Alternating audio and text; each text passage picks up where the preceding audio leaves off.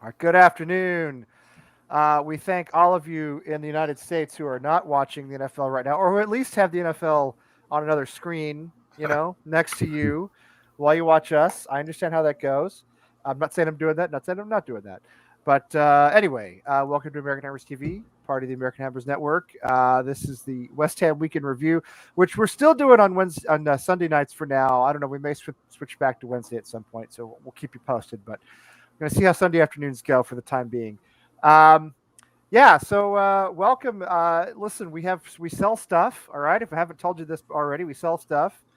ahtv.threadless.com. Is it a .com? It's .com, right? Yeah. ahtv.threadless.com. Yeah. Threadless as in no threads. It's threadless. So check it out. We have West Ham stuff. We have American Hammers TV stuff. We have all kinds of stuff. And it helps us keep the show going. Please also like and subscribe. And listen, while you're at it, if you're on Twitter, any kind of social, whatever, do us a favor, okay? Tell your friends to like and subscribe, all right?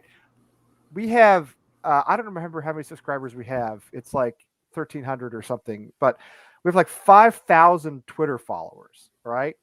If everybody who followed us on Twitter would just subscribe to us, it would boost our number considerably. And it just, you know what? It helps us. It helps us get better guests. It helps us get people on. Which is really what we want to do. We want to get ex-players. We want to get people involved with the club, so the more people, the more subscribers we have, the more credibility we have, which is kind of weird, but true. So if you would do that, that would be fantastic. That'd be great for us. Anyway, it's the final countdown to Europa League, right? Starts Thursday. Yep. So I'm very, very excited about that. And I'm trying not to be discouraged by the last couple of results we've had. Of course, Palace, we talked about that last week. Kind of an unfortunate game. Some of our key players looked a little worn out. And then Palace, they go out and they beat Tottenham 3-0 on Saturday. So I kind of don't feel so bad about it. You know what I mean? Actually, you know what I forgot to do? I forgot to introduce everybody. See, I'm totally off today.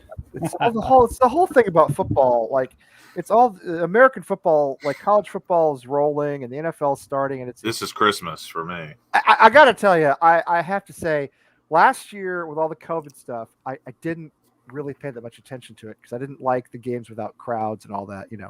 Premier League was different. Because we do the show, I was still really into it. But American football, I kind of took a season off in a way. And this year it's back and I'm back.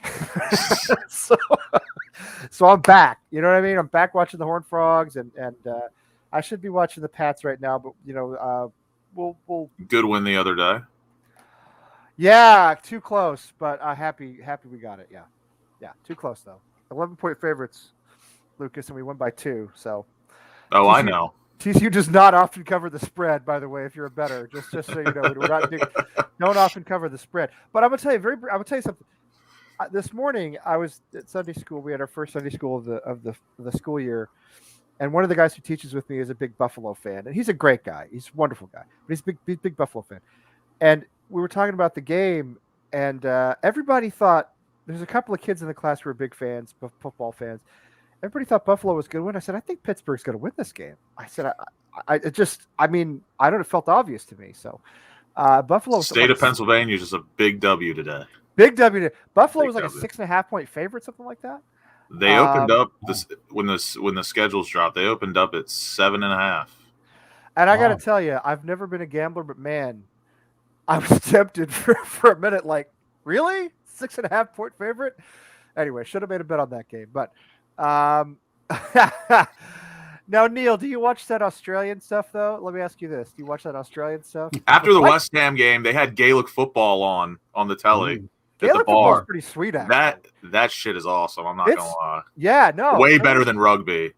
Well, I happen to love rugby. I do. I used to play rugby. I happen to love rugby, but I will say, the Aussie football and the Gaelic football, which are very similar. Fantastic sports, brilliant sports. I just like that there's a goalie. Well, Gaelic football has a goalie, yes. Which is great. I love the Australian football was great because years ago. Now they have it. It's different now. back when ESPN first started and there was nothing on, they had no rights to anything. They showed a lot of, you remember this, Wally, they showed a lot of Australian football. Australian football, yes. And the little guy who would stand there and signal the goals, he dressed like Panama Jack. All right, he had a little Panama Jack hat, a little suit. You know what I mean? And he would do this if it was like a half goal. They get like 2 points or something for that. And then they would do this for like the full 6 points or whatever. Neil knows what I'm talking about. Little Panama Jack guy. I used to love little Panama Jack guy. I mean, yeah, I grew up a Cowboy fan, but I swore after Jerry Jones fired Jimmy Johnson never to support them again until Jerry was gone. And so we're going on 30 years now. Wow. Still there. So sure, I started cheering for the Pats back in the mid 90s, and that paid off pretty well eventually. But I got to tell you, college football is a much bigger deal for me. Anyway, let's get back to what we're talking about. Wally in the King of Prussia. How you doing, Wally? What's going on? Oh, I'm doing just fine. I've only been watching the real football, so I stick to the real football, whatever that is. But no, whatever that, I do. It's the sport. It's my favorite sport. It is football. The football we're discussing here is actually my favorite sport. It's the one I like watching the best. And I was very glad to hear that one of the girls in my Sunday school class plays for her high school team, and she's a big fan. So that's always nice. There you go. And down in Maryland, wearing a fantastic. Vintage these days, vintage, but they brought it back now. Black New York Mets hat. This is a vintage one, by the way. Just saying. It's like 2001, like when late 90s, early 2000s. Yeah, love it. It's Lucas. How you doing, Lucas? Fantastic. State of Pennsylvania is just doing a madness. I love it. State of Pennsylvania had a real. I have no beef with Philadelphia unless it's the Flyers. Can't stand for that. Did the Eagles win today? See, this shows you how much I'm out of they did. Football. The Eagles won big, and so did Pitt. Jalen Rieger, who was a TCU receiver, had a touchdown catch for Philly today. So anyway. Oh wow! There you go. Marty annoying people by talking about all this stuff. James is supposed to come on with us here in a few minutes. Hopefully he'll be on, and we've invited a couple of other people to it. If they make it, great. If they don't, do the best we can. Southampton. We just started talking about Palace. How we had a disappointing result. Then they went out and thrashed Tottenham. I don't feel so bad about the result now after they beat Tottenham 3-0. Doesn't look that bad. Southampton, that game didn't even exist in my mind. Like it never started. It never finished. It was on some astral plane that I could not access. It didn't It's happen. One of the very few games where it's like, I probably could have went about my day without watching it. Yeah, no, totally. Exactly. My kids' games were in the afternoon, a little later than usual. But it was just I just felt like wasted time. You know what I mean? It just felt like wasted time. I don't know how much you guys want to talk about it. Do you have any thoughts on it? Wally, any? Well, I got lucky because I didn't actually see it live. So my daughter is like a obstacle course racer, and she's actually going to be in the World Championships in 2 weeks. Really? Wow. But she entered a race. That's awesome. Just on a whim, she entered a race in Maryland Saturday morning. So I went down to watch it, and I forgot all about the game. I forgot there was a match. I didn't check anything. I was just focused on her race. Sure. Yeah, I get that. Yeah. Then I got home, and I was like, oh, that's right, West Ham played, and I hadn't seen anything on social media or anything. So I got to watch the replay, but I could speed it up. So it seemed so painful. It didn't. You didn't have to watch anything at all. Yeah, right. There was nothing because nothing happened. The only thing that happened is Antonio got sent off right at the end, so now he's going to miss the Manchester United. That literally.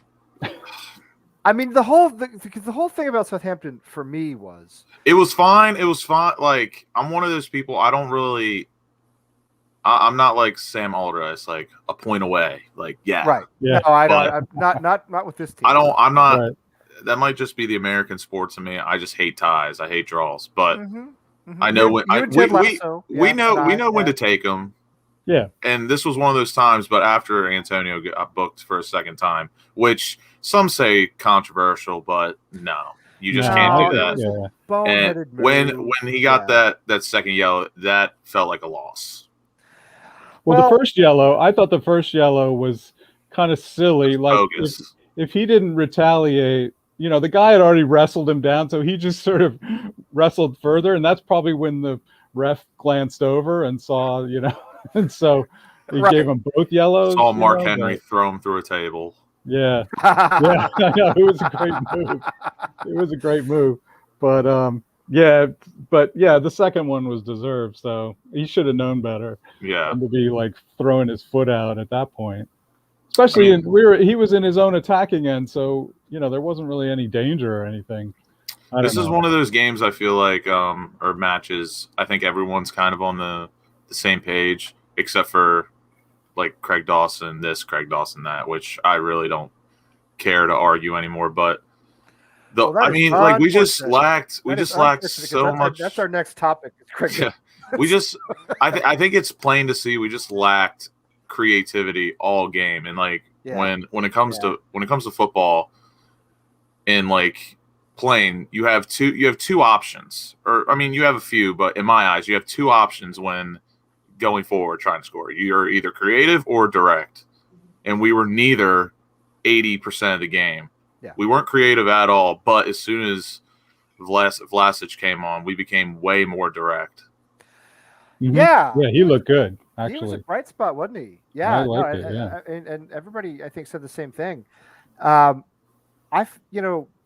got the same result against Southampton away last season. If you remember, it was a 0-0. Mm-hmm. Yeah. Dawson almost took Che Adams' head off. That was the famous, that was kind of Craig Dawson's, his coming out party in a way, was when he became a cult legend at West Ham, when he just absolutely, like, how he didn't get sent off for that, I don't know. I know he was going for the ball, but still, honestly, I don't know how he didn't get it. I didn't get sent off. Anyway, he didn't. So that was kind of his coming out party for West Ham, and same result. And honestly, I mean, okay, yeah, it's 2 points dropped, but I'm not panicked.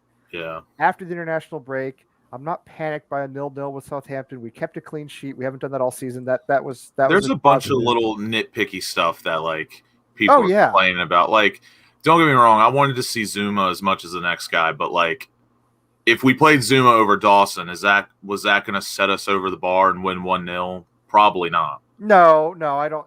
That's the thing. I mean, I would have had, like, if we started Vlasic over Bowen or Benrahma or Fornals, maybe, because the way Vlasic looked, like, he didn't do anything special, but he was direct. He played the right balls. He filled in the correct areas. I mean, I thought Bowen had a good game, though. I didn't. Yeah, think Bowen was at all. Yeah, he put in a shift for sure. He always he was probably the most creative, or at least tried, out of anyone else. Benrahma was pretty ghost. Suchek was ghost.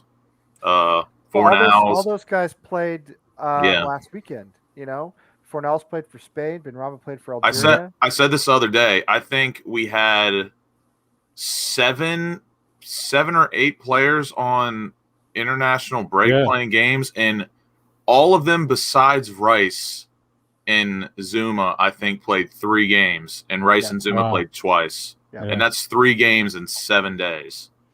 That's ridiculous. Yeah. And plus, I mean, Benrahma had to go wherever he went. In the African qualifying, I don't know where they played, but it wasn't close to London. They all had to travel. They all had to play multiple games in a short amount of time. Then they came back to play. Even Krall played, I think, all 3 games. Yep. Suchek, Soufal, as you said, Benrahma, Fornals. It's like half our team now, which is crazy that we have all these internationals. Yeah, it's amazing. It's great. Yarmolenko, Antonio. Right? Antonio went and played for Jamaica. I think he only played 1 game, but still he had to come all the way to North America.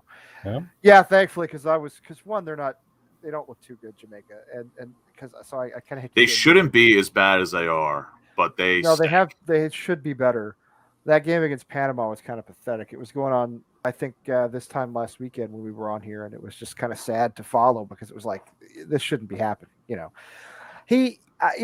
yeah, they got to travel. They have multiple games, and it's a different type of football. It's international football. Depending where you go, CONCACAF, it's pitches like the surface of the moon, and referees who walk around with, seeing eye you don't dogs, know if you'll play on grass or turf underneath concrete. Right. And the referees don't see it. They're like Arsene Wenger. They don't see anything. They don't watch the games at all.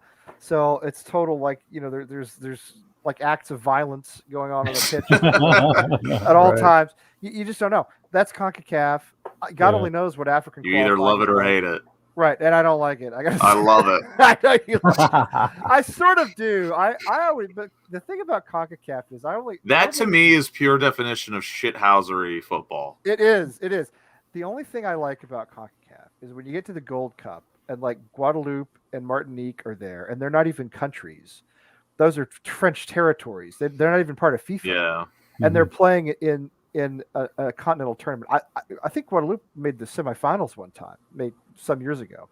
I love that when with the place with like 100,000 people that's not even an independent country, not even like Scotland. Like I've been to Guadeloupe. It is part of France. When you get there, you're still in France. You fly 8 hours and you're still in France. I love when they make it. That's the only thing about CONCACAF at all. Everything else is it's awful.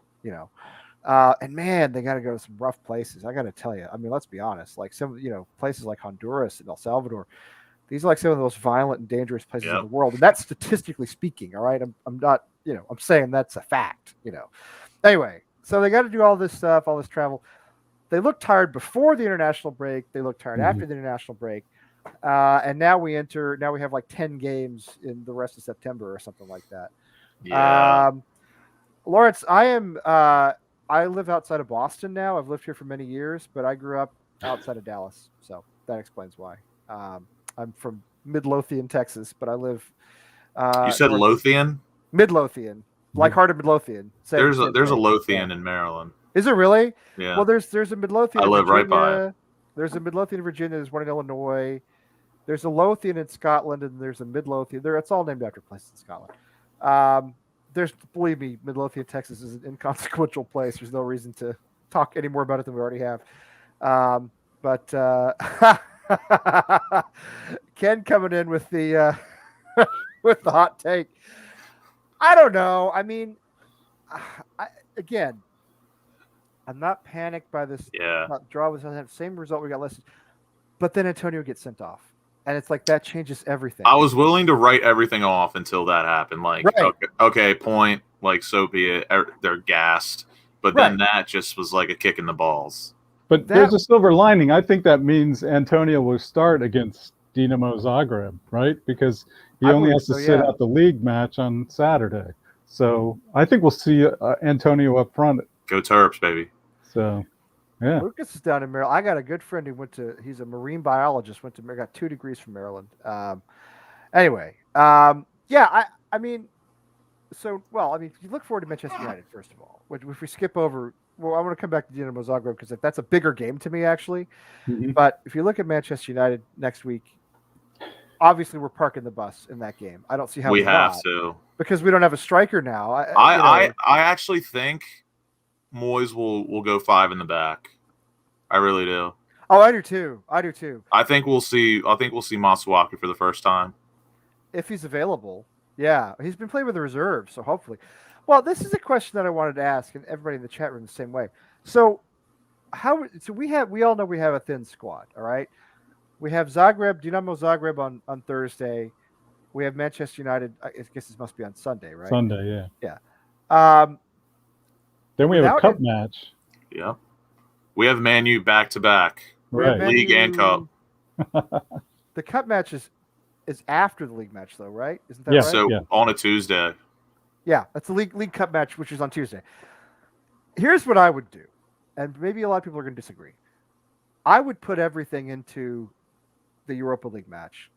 I would put our full starting 11 into, and I would say for Manchester United on Sunday, honestly, if that's when you want to rotate in some players, do it there. We don't have Antonio, all right? We're really, really handicapped without him. We all know that. I go to Old Trafford, and I think it's away to Old Trafford. No, we're at home. Oh, is it home? Okay, I'm sorry. My mistake. The League Cup match is away to Old Trafford. Yes. Anyway, I think that's where you rotate in some players. Personally, I put all the emphasis on Europa League. Go have Manchester United come in, try to get a point out of that. I think Thursday will be good for whatever, because I mean at the end of the day we do need to feel out Zagreb. Me personally, I know what they're about. I know what they're capable of. So, Yeah. me personally, I think what my plan is, what I would do, I would keep it. This might be a hot take, but honestly, I would sit Antonio for Thursday as well and have him ready for the Cup game on Tuesday.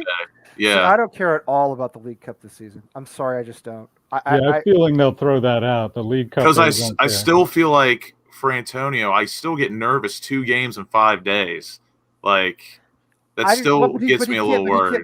But he can't play against Manchester United on Sunday because of the red card. Yeah, but I mean, he practically put in a full 90, and then Thursday, how many days is that? That's 5, right?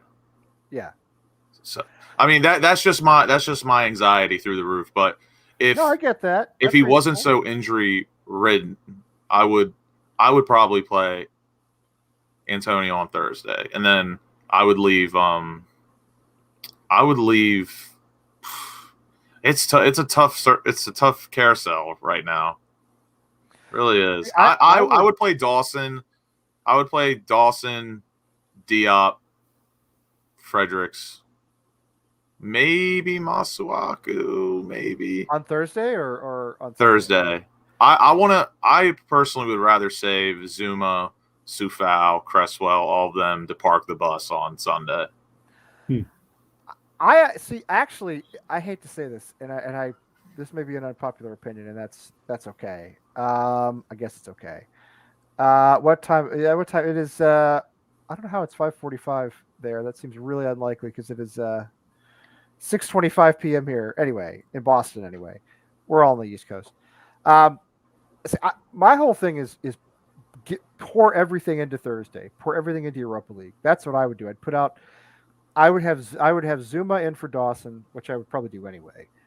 I'd have Antonio starting. I'd basically have our strongest 11 in for Thursday, and then for Sunday, you know what? I'm not saying we concede. I'm just saying Europa League for me is a bigger deal right now to get a good start there, to get because I think we can actually make a run in Europa League with this team. I do not think we can make a run in Europa League and finish top 6 in the Premier League again. I'm not sure that's going to happen. And honestly, I'd kind of rather make a run in Europa League as long as we're safe in the Premier League, which hopefully we will be. I'm just saying prioritize it. Again, Sunday, it's just so tricky with how thin we are. We can't really go conservative or all out without getting bit in the ass.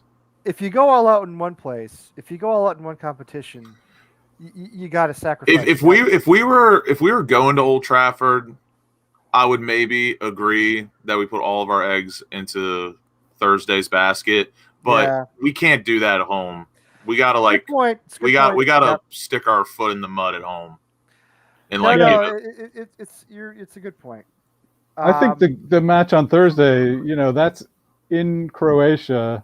Yes. So and they're honestly they came out of pot 1, right? So they're probably the top opponent in the group, and away to the top opponent. I think Moyes is going to play for a draw. And probably we should probably try and nick a goal, but I can definitely see that. Yeah. So I don't think we'll see the strongest squad, but I think and I hope we'll play Antonio because I think he'll have enough rest, and he can't play on the weekend. So I don't see any reason not to. Yeah, I mean he can't play on Sunday. So, and I would, as far as the League Cup goes, I listen. West Ham haven't won a trophy. Which cup is it? It's the Carabao Cup. Okay. It's the Caribou, whatever it's called. Yeah. We got that, the Papa John's, and the FA. So the Carabao, whatever it is, on that's a week from Tuesday, I guess. Yeah. Right. Yeah. Next Tuesday, or and it's at Manchester United. Yes. And if we had drawn like a Newport County or something like that, then maybe go for it. Right. We're away to Man U. I think it's just a throw. It's real. The whole Antonio situation makes it so extremely hard because with no Antonio now, I could definitely see us playing 5 in the back Thursday and Sunday.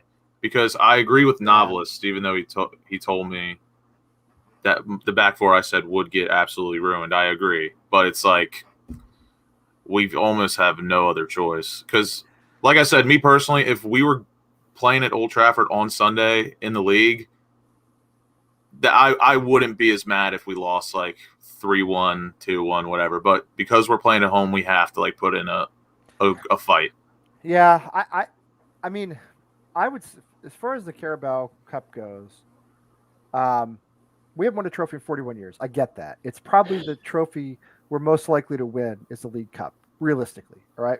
Recent years, well, I say recent, the last 15 years, let's say, we've advanced in that competition. We've gone pretty far in that competition at various times.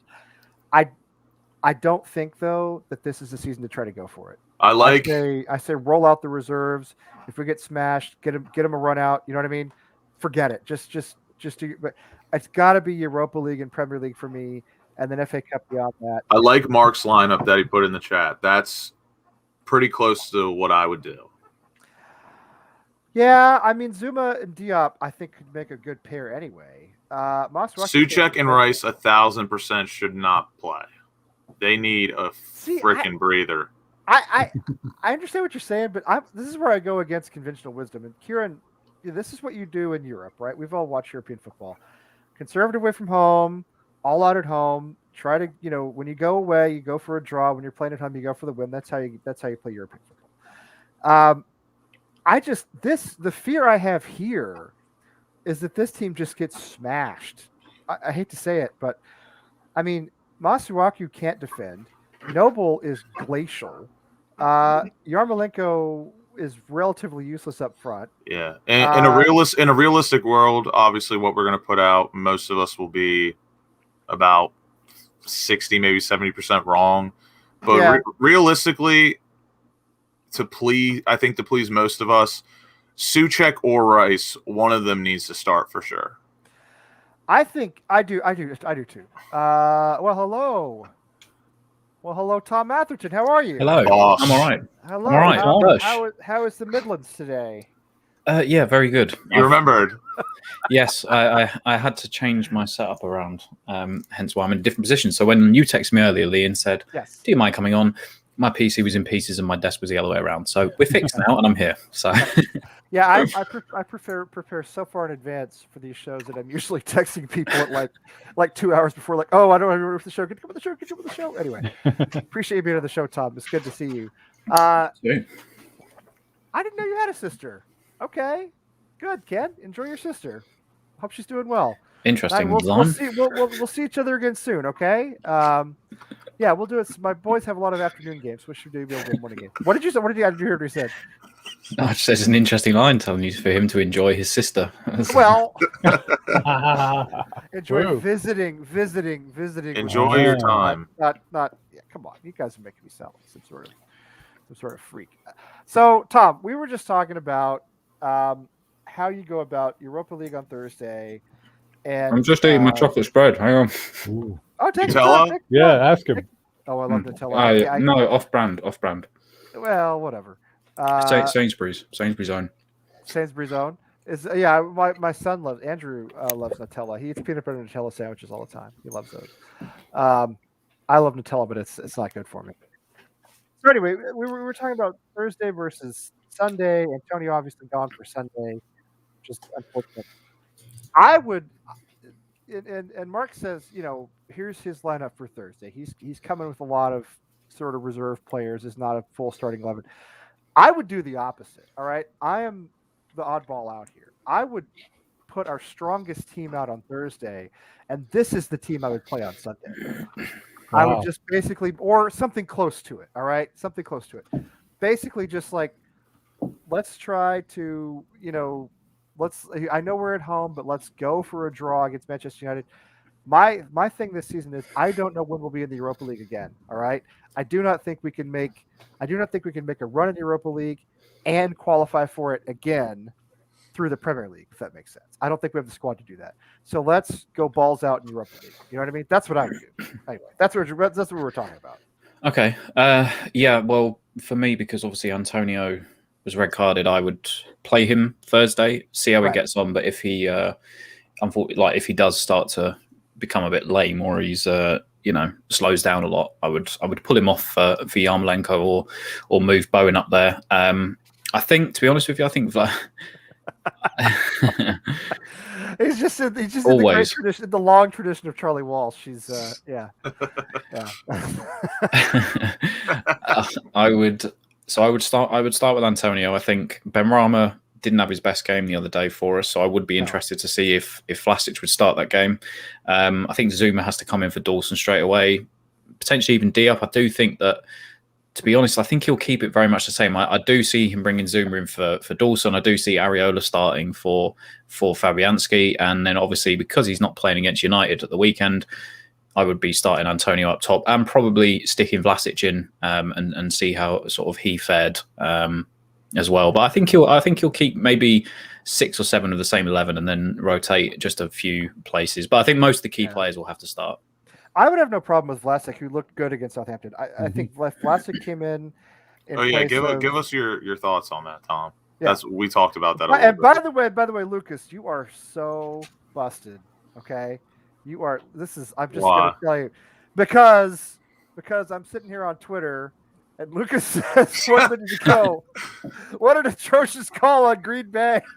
I got money on it. I don't care. I'm only giving you a hard time. I don't care. All right, yeah, Tom. What did you think about our pickle man? No, pickle man. Yes, yesterday. I mean, yeah, no, he was good. He looked lively. He looked like he wanted to make an impression. He looks a lot stronger than when he was at Everton. Like, he looks a real handful. Yeah, he does. He's very like built and stocky for his size. So yeah, I was encouraged by it. Hopefully, he gets a goal under his belt soon. I think that the European competition is going to be perfect for the likes of people like him. I think they'll thrive off of stuff like that. There's a part of me that still thinks that Yarmolenko will thrive in the Europa League. I just do. I do as well. Yeah. Well, that's a valid point now, because he can't keep up with the pace of the Prem, but he might be able to keep up in Europa League. That's what I mean, especially against other teams that, he should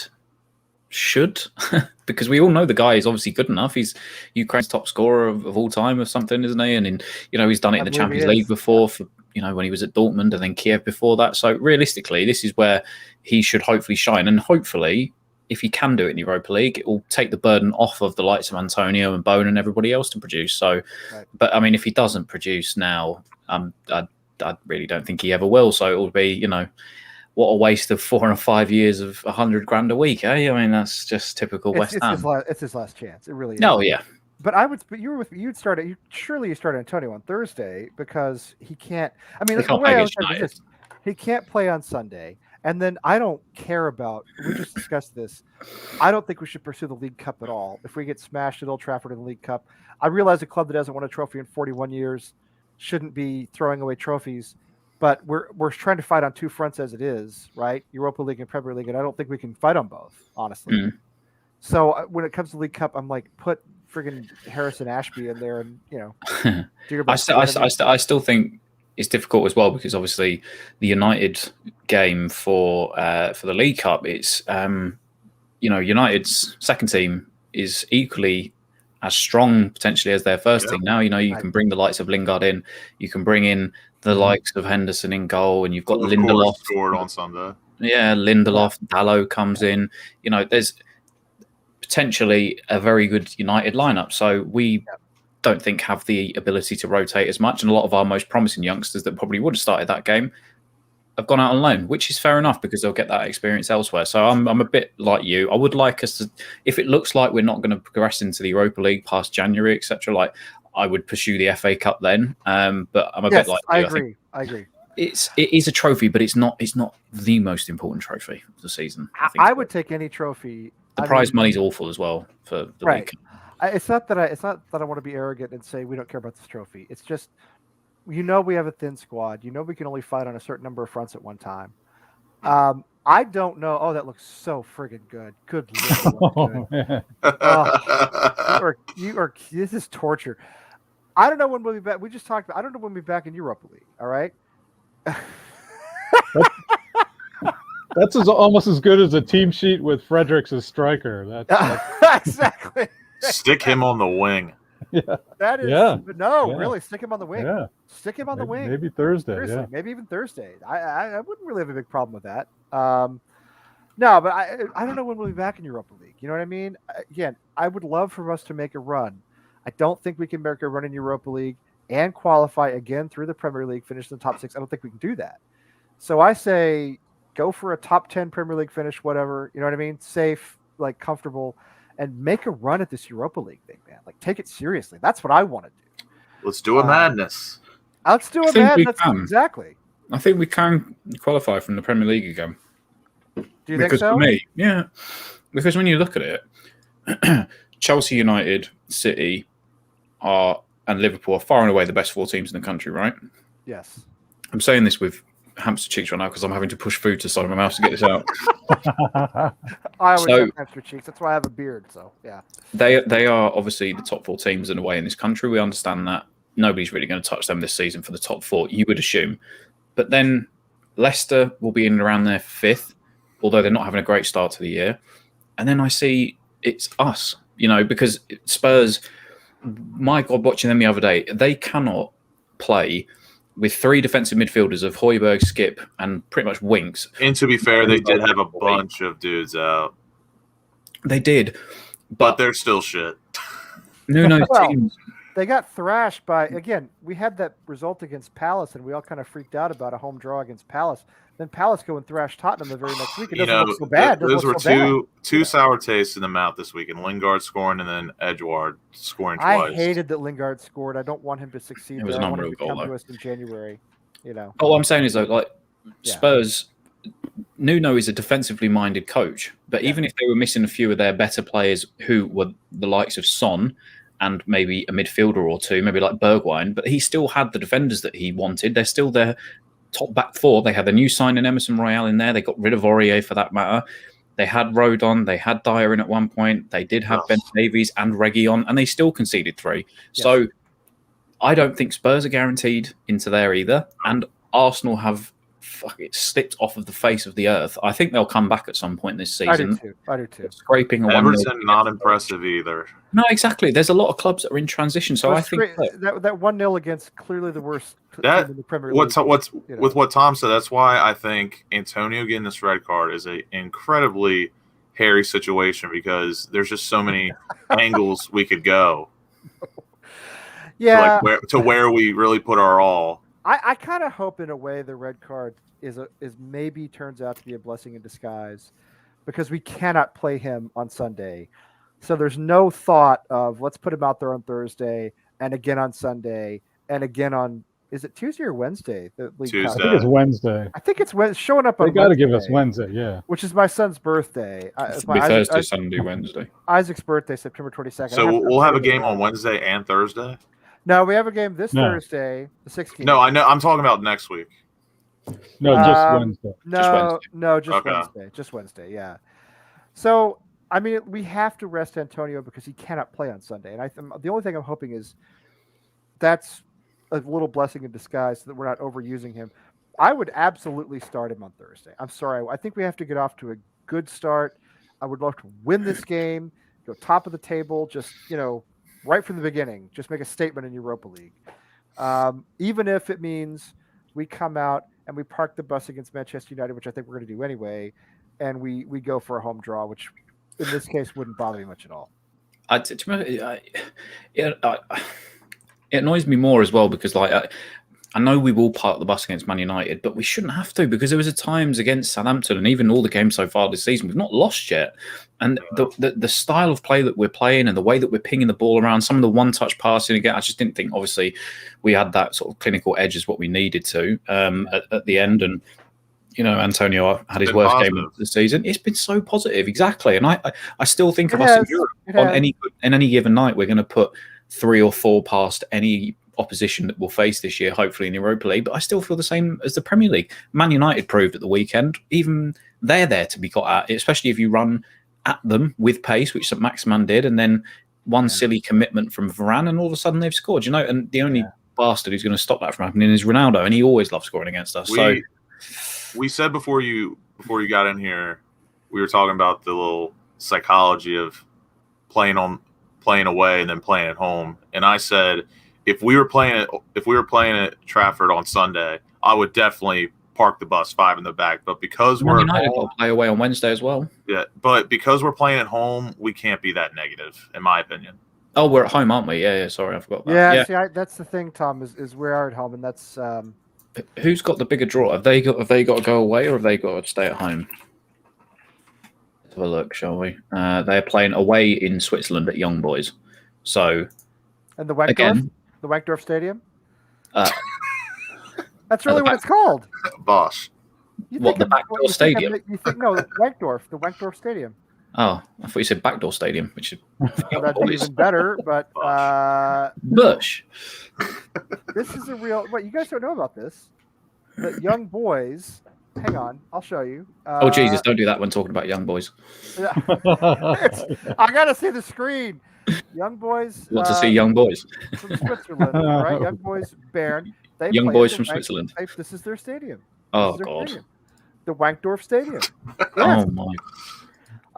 You just wouldn't when you called Young Boys. You really wouldn't. When they built it, they built it many years ago, but they demolished it, but they built a new one, and then they built a new one, and then they changed the name of it, and then they changed Charlie, you're right. Then they changed the name back. They said no, we like the name. They changed the name back. Study. Here we go. Oh, here's James. So here we go. So the Stadion Wankdorf here, the Wankdorf. So they built it again in like 2005. Okay, and somewhere on the internet there was a great headline that was something along the lines of "Young Boys Excited by Wankdorf Erection" or something like that. It was fantastic. Just wrong on so many levels. Anyway, James, it's a good time for James to step in. Hey James, Welcome, James. Great timing. How are you? All good, mate. All good. Good. Yeah, we're just talking about Thursday. We're talking about Europa. We're talking about Young Boys. We're talking about Young Boys. We're talking about Wankdorf erections and all kinds of things we usually talk about. So let me ask you, James. We've been talking about like how do you prioritize? A lot of people in the chat room, they're probably right, are saying conservative side for Thursday, bring in some of the players who don't get a lot of playing time, Noble, Lenzini, guys like that. I say go all out on Thursday. And then on Sunday, I know we're at home on Sunday against Manchester United, you try to nick a draw. But my thing is I want to go for Europa League. I don't want to mess this thing up. So keep in mind Antonio's out for Sunday. What's your thought? Well, Antonio should be playing on Thursday, and if he ain't playing, then that's going to be a problem, really, because he goes and gets sent off yesterday. Stupid and all, but he should play. Off. James, we were just saying, honestly, the 0-0 against Southampton away, it was the same result we got last season. I wasn't panicked. I didn't like it, but I wasn't panicked by it until he got sent off. That changed everything. He's jeopardised us now massively. Right. Obviously, I don't want us to go and play for a draw against United. I want us to beat United. I think we can, but the problem is it's a bit harder now. We got a striker. That's the thing. That's the other reason. All right. If we had Antonio for Sunday, CR7. I'd say let's go for it. Well, if Ronaldo signed for Manchester United, where did you hear that? Did you not know? Did you not know? I've muted the word on Twitter. Jude Bellingham is 18 years old. And also, Lucas, do you know that Jerome Bettis is from Detroit? Jerome Bettis is from Detroit. Anyway, that's somebody else is going to get that. We don't have Antonio for Sunday. We're hamstrung for Sunday. That's why I'm saying balls out Thursday, and then I didn't mean that's a bad pun, but anyway, there it is. Balls out Thursday, and then Sunday, park the bus and do your best. That's what I would do. But I'm the same as James. I still look at us, and even though we drew against Southampton, some of the football we played, I still think on any given day we'll give any team in this league a run for their money. I really do. And I think we can go hard on the Thursday, but I look at the players in our squad and I look at the fitness levels that David Moyes has got out of those players and how much he makes them run and how much they do run. I still think we don't have to park the bus against United. Yeah, we'll be susceptible on the counter-attack. Yeah, they've got some incredible players. Yeah, they've got that prick from Portugal, 2 of them. But anything can happen. Until last season, minus the Ronaldo effect, obviously, but we were still giving them a game until that ball went out of play and gave them the goal. So it just they will have to do the same thing. They will have to maybe rest and rotate because of the young boys game on Wednesday. So they can rest and rotate players who are. I think I know what you mean. It's a great game for us against United. Here we go. I found it. Oh God. There it is. The fact that ESPN did that, Jesus Christ. Don't Google young boys Wankdorf erection. Fortunately, doesn't bring up any images. Thank God. FBI, open up. I was gonna say it's maybe not the best thing. Even I wasn't here for this. In the Swiss, right. right. So anyway, yes, I found it. Thank you, ESPN, always for coming through with the high standard of journalism. Anyway, sorry. Back to what we were talking about. Yeah, okay. I mean, I know, but we're different without Antonio. We are. Well, we are, but now we're going to find out how good we really are without him. Nah, because we're going to find out on Sunday. The problem is with it, I just want to say this. Yesterday's game, I thought it was slow, lackluster, and just lack of ideas. Like all of them, even Ben Rama, and I'm as everyone knows, I like Ben Rama, but I thought he was shocking yesterday. He wasn't the same player. He wasn't the same player. But James, we're just saying he went to Africa, went to the qualifiers, played several times, had to come all the way back. We have all these internationals now. We got Fall and Suchek and of course Rice and like we've got all these internationals. We've got all these internationals, but we've got no squad depth, so to speak. That's what I'm saying. So that you can't rotate anybody in for them. So they come back tired. They're just tired. Yeah. On Thursday, if Antonio plays, Antonio should play on Thursday as punishment for getting sent off. I thought guys wanted to play in Europe. He doesn't want to play in Europe. Isn't that what everybody wants? Yeah, but he shouldn't be because what it is, once he plays on Thursday, he won't play another game for 9 days. So that's a good amount of rest for him. Do you know what I mean? Up to the Leeds game. So I can't see him playing. I think we can beat Man United. I think it's a good game for us. I think they're going to come on to us.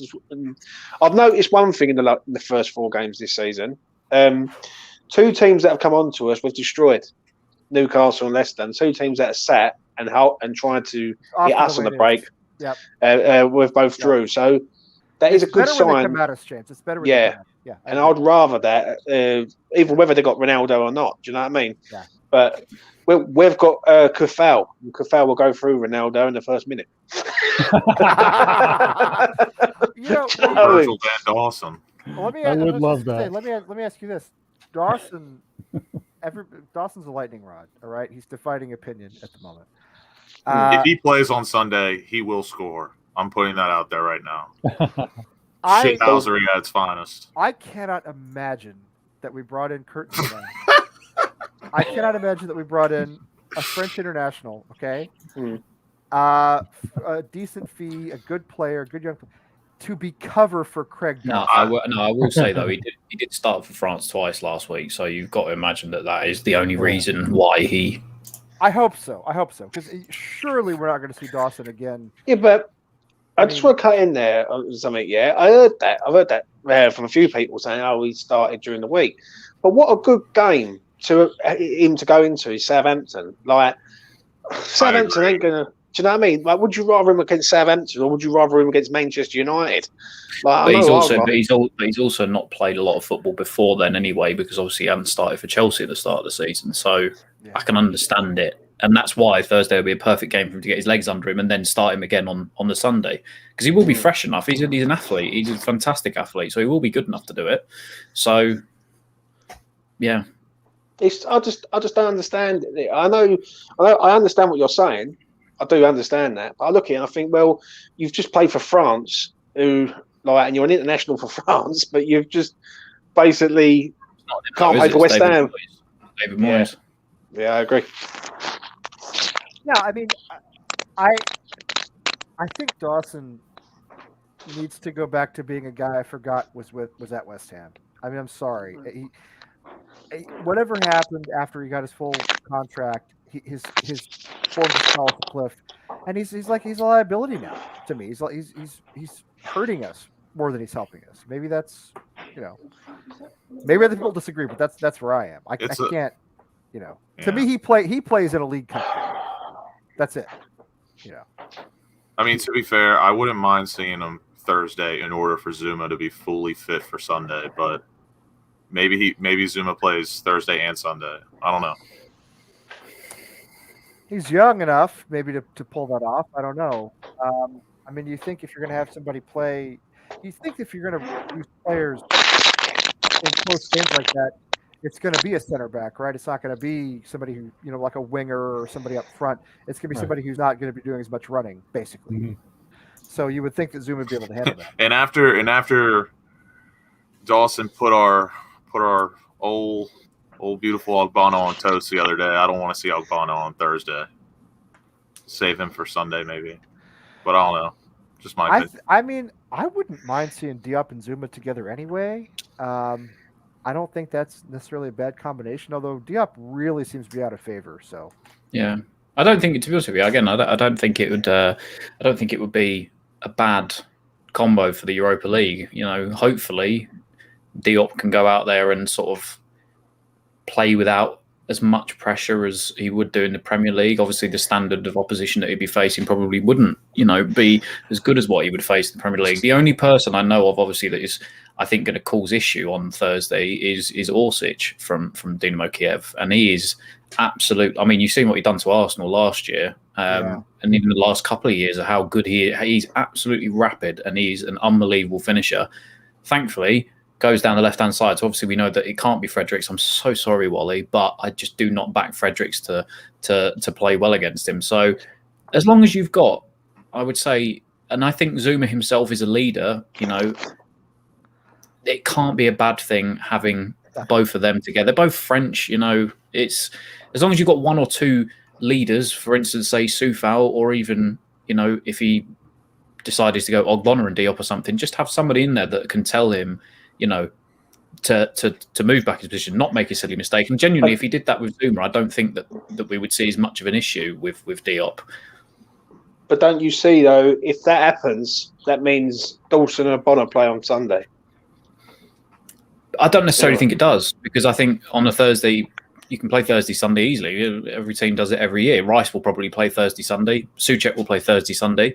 Zuma could play Thursday, Sunday. I think he's good enough to do both, and I think this is the perfect sort of game for Zuma to hopefully, he's had a little rest from France, go in, get 90 minutes on Thursday, and then start against United on Sunday. So I think it's the perfect time for him, really, especially in the space of a couple of days to get those games under his belt.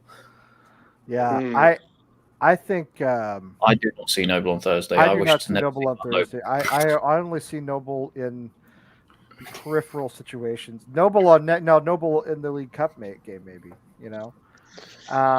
He just lacks for pace these days. I even see Král coming on before Noble, because I think he's a more like replacement to come off. No question. I think Král plays on Thursday in front of Souček, if I'm honest. I think you can't have Rice and Souček playing. I think one of them needs to sit out on Thursday. Yeah, 100%. I think both. Even though Rice played well yesterday, Souček didn't, and Souček looked knackered. If I'm honest, he looked tired and drained. I don't know whether it's maybe it's me. I think. Because he wasn't very good the week before, because we all sort of took notice and said that was probably Rice and Souček's worst game together the week before against Palace. Against Palace, they both played poorly. Souček has not been himself all season, to me. He hasn't been what he was last season. And I think he's still a great player who's capable of getting back to that level. I think it's just the amount of games, because obviously they got far in the Euros. He comes back, then he plays for us. Now he's gone away. He's played 3 games in a week and a half for them, and he's got to play with us again on Saturday. That third game was a bloody friendly and all, which is unbelievable. Rubber. Yeah. And crazy that I know. James, okay, so you're talking about Rice and Král against on Thursday. I don't think even Rice plays, mate. If I'm honest, I really don't. I think it'd be a completely different team. I think Areola plays. I think that wouldn't bother me. Yeah, Areola plays. Right. I think probably Ben Johnson will come in, either right side or left side. I don't know what side, but I think it'll be one of them. I agree. Zuma will probably come in. Right. If he don't, then if Zuma don't play on Thursday, he plays Sunday. He has to. I think Vlasic will come in. I think Krell comes in. Obviously, I think Antonio will now come in. So that sort of frees that up, and then you're just going to get other players in there. Do you know what I mean? There's no way I can see us going with near enough our full strength team at Zagreb. See, again, this is what I come back to. I would almost do it the other way. I mean, but you guys seem pretty confident that we can get a result against Manchester United without Antonio. No, we think we can just park the bus and yeah. Well, that's what I'm saying. You park the bus without Antonio. Yeah. You just park the bus and you say we're going to go for a draw, even though it's at home. We're going to go for a draw. We know the reality of the situation, which is why on Thursday I'm putting everything into Thursday. I want to get. I can see three at the back on against United, mate. I mean, 3-4-3. I can see a 3-4-3 system, and what they will do, they will probably play Bowen up front with Ben Rama and Fornells as the two behind. Yep. Or Vlasic might even play up front. I would do that. Yeah. And I could just see a three come in against United and make sure they flood the midfield and make sure that Man United don't take control. I'd be happy with a point in Zagreb, mate. If I'm honest, if we go to Zagreb, get a point, all right. As long as we get something out there, I just can't see Rice playing Saturday, Thursday, Sunday. Because when is he going to have a rest? Well, who would you play? Who would you play? So, who would your defensive midfielders be for Thursday? Be Krall and would you have Souček with him? One of them's got to have a rest. So it's either Rice or Souček. It wouldn't surprise me if it was Krall and Souček because they both play together and give Rice the night off. I think that's what we'll see. Yeah, and I just can't see. There's no way I can see Rice playing Saturday, Thursday, Sunday, and then possibly next week even. I think we'll see Stufal too on the right and Ben Johnson on the left. If I'm honest. Another thing we were saying though, James, is the League Cup game, the Carabao Cup game, a week from Wednesday, I think it is now. Yeah.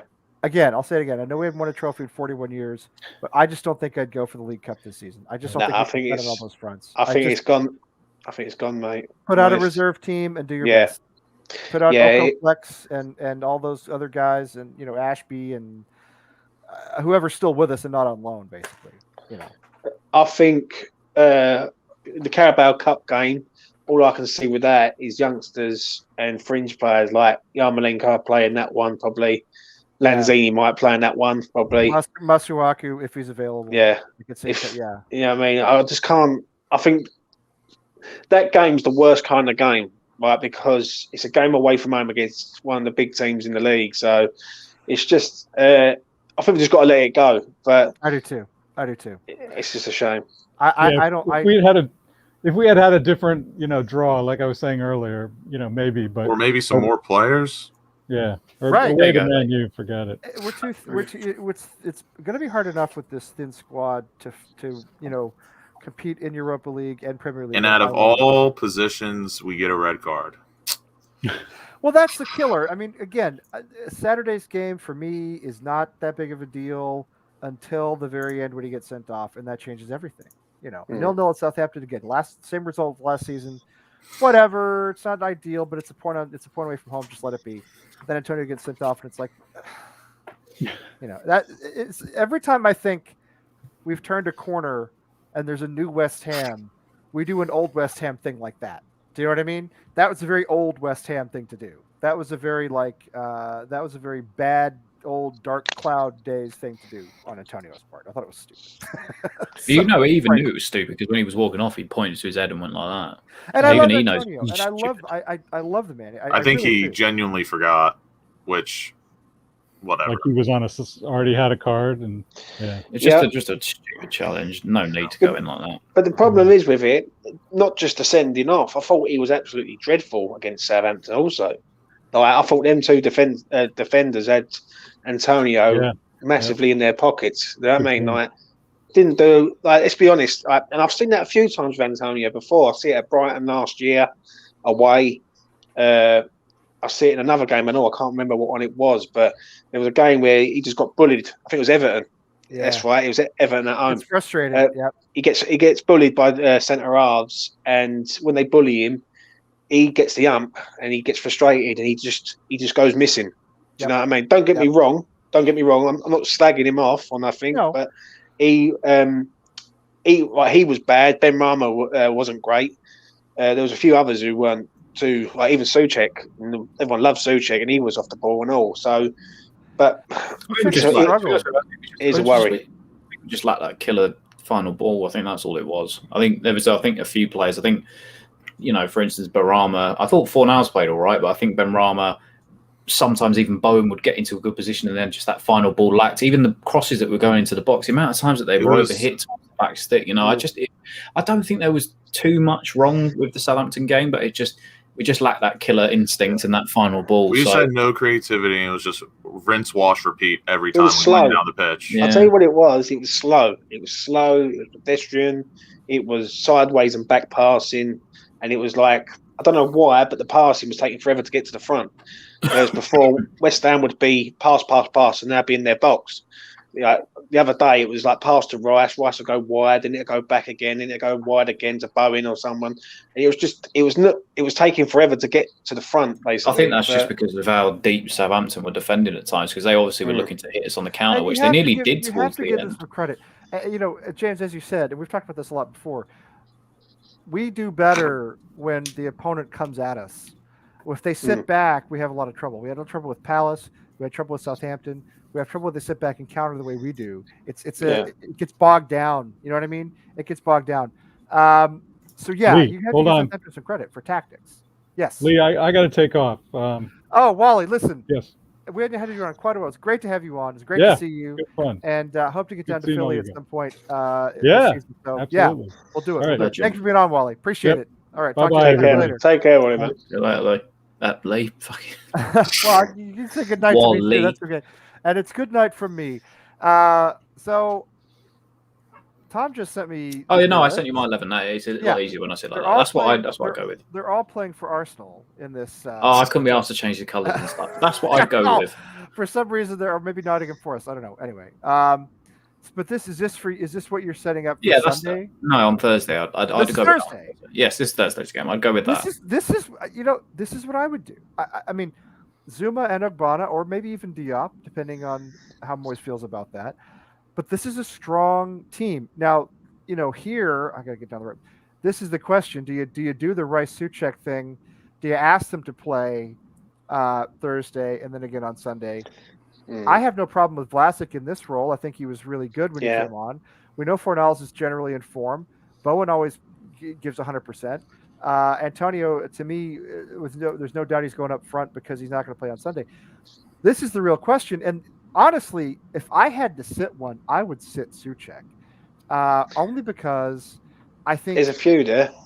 Well, I think his form hasn't been as good. Rice played really well yesterday, and I don't think Souček's played well in a few weeks, and I think he's a little older, a little more fatigued. What's the rules on substitutions in European games? Is it still 5? It is 5, isn't it? Yeah, about 3 or something. Yeah. So I would look to use the likes of Lanzini, Kral, even Benrahma coming on, depending on how the game's going, that kind of stuff. And I think it's pretty simple because on Sunday, and even Yarmolenko coming on, but on Sunday I would push Benrahma out on the right hand side, and then keep Vlasic through the middle, put Bowen through the centre, and then Rice, Souček, and then whichever back four and goalkeeper that you wanted to go with. So I think it's a pretty simple thing, but especially this time of the season, I'd like to keep our consistency with a main starting 11 plus a few players that rotate in and out for the different competitions. And then by all means, next week against Man United, play Lanzini, start Yarmolenko, start Kral, start those guys. Yeah. I mean, generally the Rice Souček, we've always said that's kind of our axle. And if you break the axle, you break the machine. You break the whole sort of car. But you got Kral now, who hopefully can step in and before we were having to plug Noble in there, love him, but or Lanzini, who's again out of position in that spot. But we have somebody for cover now. I mean, I definitely wouldn't start him against United though, because you're asking a geezer that's never played a minute of Premier League football to step in No, against. I'm talking about against Zagreb. Yeah. Hello. Come here. Here's Andrew. Andrew's saying hi. I'm gonna tell you something. Come here. I'm gonna tell you something. So I'm coaching Andrew's team. All right, he's in 3rd grade, and his town team here in Chelmsford played on Saturday. All right, and they won 4-0. They won 4-0, and they were very, very good. I have to say, I was very impressed by that. Running, kicking, screaming, eh? Yes, absolutely. And Andrew played really well. Did you have a good time? Did you have fun? Yeah, you had fun? Okay. I love you, buddy. I'm going to put you down, okay? I'll put you down a little bit, all right? All right. They are called Inter Milan. All the town teams have names or named after Italian clubs, and we got ours is Inter Milan. So I love that. Yeah. So it's kind of cool. It's kind of cool. The kids have no idea who that is. But anyway. Anyway, no, I was talking about crawl for Thursday, not for Sunday. I wouldn't put it. Yeah. I wouldn't do that. But again, we brought him in for cover. This seems like a cover situation, and hopefully it wouldn't be because Suchek's not been in a very good form anyway. I don't think it would weaken the side all that much. But I like where you're going with your starting 11, Tom, because it's still a pretty strong starting 11. I know the orthodox approach is conservative away from home, go all out at home in Europe. But I got to tell you, we don't get these opportunities very often to play in Europe. I want to go ball. I want to go one like 5-0 in Croatia on Thursday. I do. That's how I feel about it. I just want to. I still think what they did to Arsenal last year, it's potential for happening again because they've still got. Don't forget, they've got. I'm pretty sure the starting keeper for Croatia is it or that Vlahovic or something that plays. Yeah. Up there, they've still got a few decent players. Not off the top of my head, other than Orsic, but they still give us a run for our money, and they're used to the Europa League as well, which we're not. Yeah, I don't think they're going to be a pushover and Champions League. Yeah, I don't think they're going to be a pushover. That's what I'm saying. That's what I mean. I don't think we should just send. I don't think we should make too many changes because this is not going to be an easy game. I don't know though, Lee. I don't know. It's like you got to look at it. You've still got 5 players there you could bring in, like you can replace that with them 5, and that team will still be quite strong. Like if you took Kafau out and put Ben Johnson at right back, let's be honest. I think that's a huge change, quite frankly. I'm sorry. Yeah, no, but you can't have it. You can't have a man playing all the time though. Otherwise, if he gets injured, then we're knackered. No. James, this is what we're talking about. You can't have. Yeah. That's what I mean. That's why I'm saying, honestly, put Ben Johnson in against Manchester United. Seriously, go for it against Zagreb, and I don't think that's. I'm the only one who feels like it, but that's how I feel. I don't think it's like even if we get a point in Zagreb, that ain't bad. I think West Ham win every game at home. I think we have blitzed teams at home. With all the fans there getting behind the team, I think we just go through these teams no problem at home. Like for instance, if you had that team, I understand Ben Rama being out, but if you took Rice out and put Crow in, that's a good pairing straight away. You got a right back in Ben Johnson for Kufal. Put Areola in there, put Zuma in there. That's your defence sorted out. Maybe on the left back. I think Areola and Zuma make us stronger. I think they're better. I wouldn't mind Areola being our keeper, period. Zuma, I think, will replace Craig Dawson very soon. The only problem that we do have defensively is on the left-hand side. Now, when you want to rest Cresswell, we haven't got a left back. You can't. Yeah. We haven't got a left back. So because Masuaku can't defend. He's not a left back. No. Yeah. So which is why we all wanted to buy a left back in the window, but that didn't happen, and so now we're in the same situation we were before, where Cresswell is, everything kind of turns around him because he's irreplaceable. There's nobody to replace him, is what I mean. I think you could give these players 20 minutes. Like if you said to Rice, "Can you go on there for 20 minutes?" I think that's fine. Or Ben Rama 20 even minutes. 30. I was 30. Right? Yeah, 20 or 30, right? Which means 10. Do me out of 10 minutes, Lucas, right? But it don't matter. But like at the end of the day, I just you just got to be careful because if they pull up once, then they're out for months. Like if an hamstring goes or a calf strain, that's it. It's good night for a while. And then we're in real trouble, huge trouble. I do not dislike Johnson at all. He's just young. He's a little bit inexperienced, and I think Tufal is a much better player. That's all. I have nothing against Johnson. I just don't have as much confidence in him. That's all. I think the way I see it is if you take out a Benrahma and put in Vlasic, I don't see that as a dip. No, you know what I mean? I agree. Same with Dawson and Zuma. That's an improvement. Ogbonna and Diop is probably a dip, but it's not a massive one because Diop has had a lot of playing time with us. I mean, he's not as bad as everybody says he is. I would like to see Areola, Zuma, and Diop on Thursday. I feel the same way. I think Areola, Zuma, and Diop, and you're basically keeping and Vlasic for that matter. That's 4 players right there, and you're keeping your team at a high level.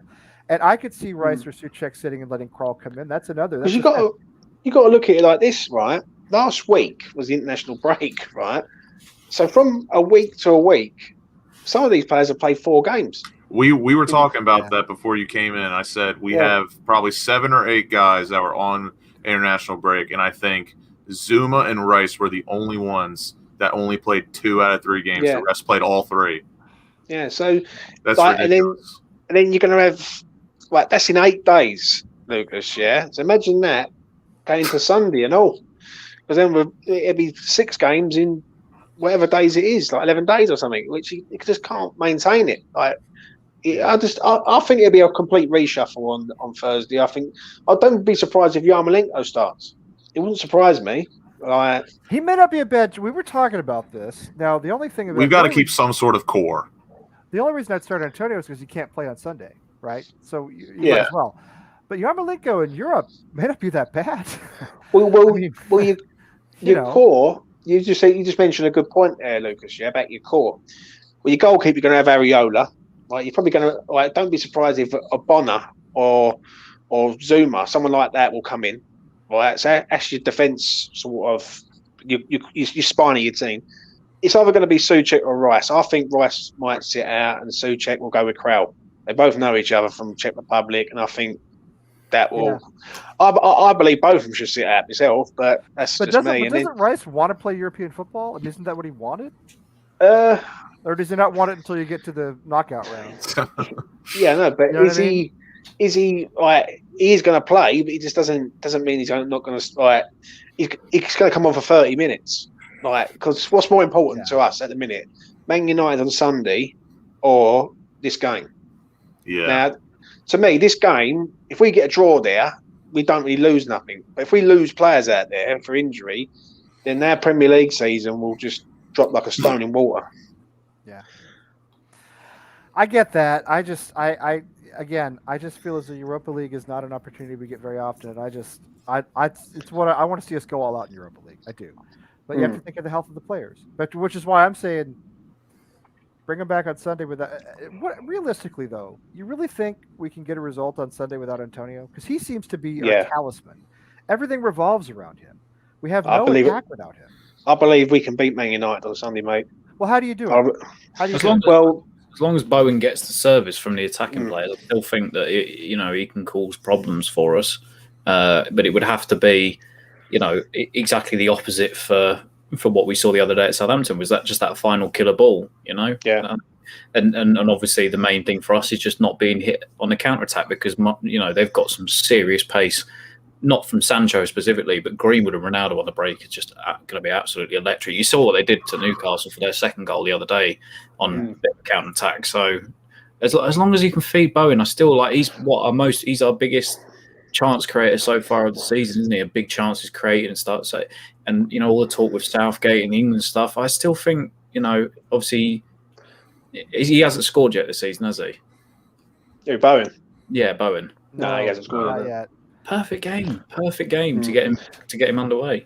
So I don't know why though. I just sense a free. I just sense a free at the back. I sense free at the back with wing backs to stop the pace. I do too. Yeah, I was going to say for me it really depends on the formation we run. And I mean, 3 in the back, 5 in the back, however you want to slice it.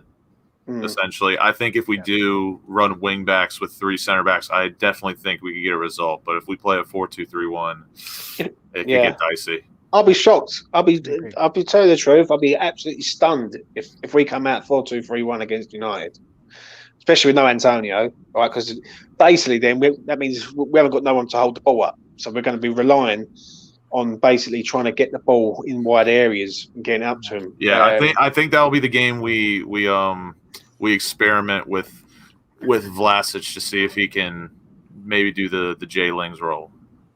I agree.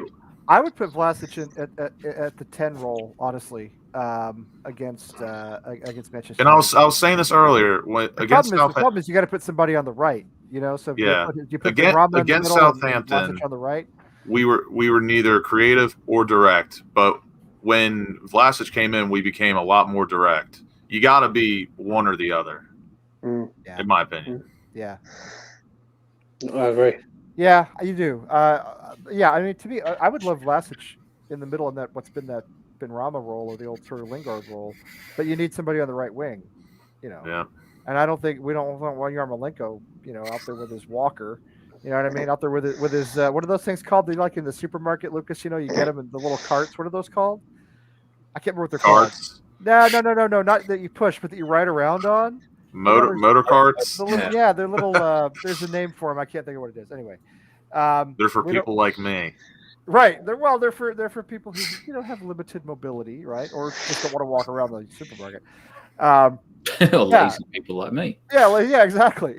My friends from Holland, when they came to the U.S. To visit me some years ago, they insisted that we go to Walmart because it was like the most American thing that they could imagine was Walmart. So we went to Walmart and they wanted to ride around in those little scooter things. That was like the biggest thing. I had all these plans. They don't shame you anymore. They used to. No. I had all these plans and they just wanted to go to Walmart and ride around in little scooters because they thought that was the most American thing they could do. And it was. So they weren't wrong about that. But we have mobility scooters, right. But there's a brand name that I can't think of. Anyway, it doesn't matter. Yarmolenko out there on one of those. It would be faster with one of those. So the question is, who do you? To me, I guess you have to have Benrahma in the center and Vlasic on the right. But I would love Vlasic in that Lingard role. I think he could play it. I think he could do it. Yeah, I'm not going to sit here and lie that I've seen him play a million times. I've only seen him play for. I've seen him play for Croatia. I know that he scored against Real Madrid in the Champions League, but I was impressed with Vlasic. I think if he maybe came on at halftime, maybe we could have nicked something. But I mean, at the end of the day, it was a fair result for how we were both playing.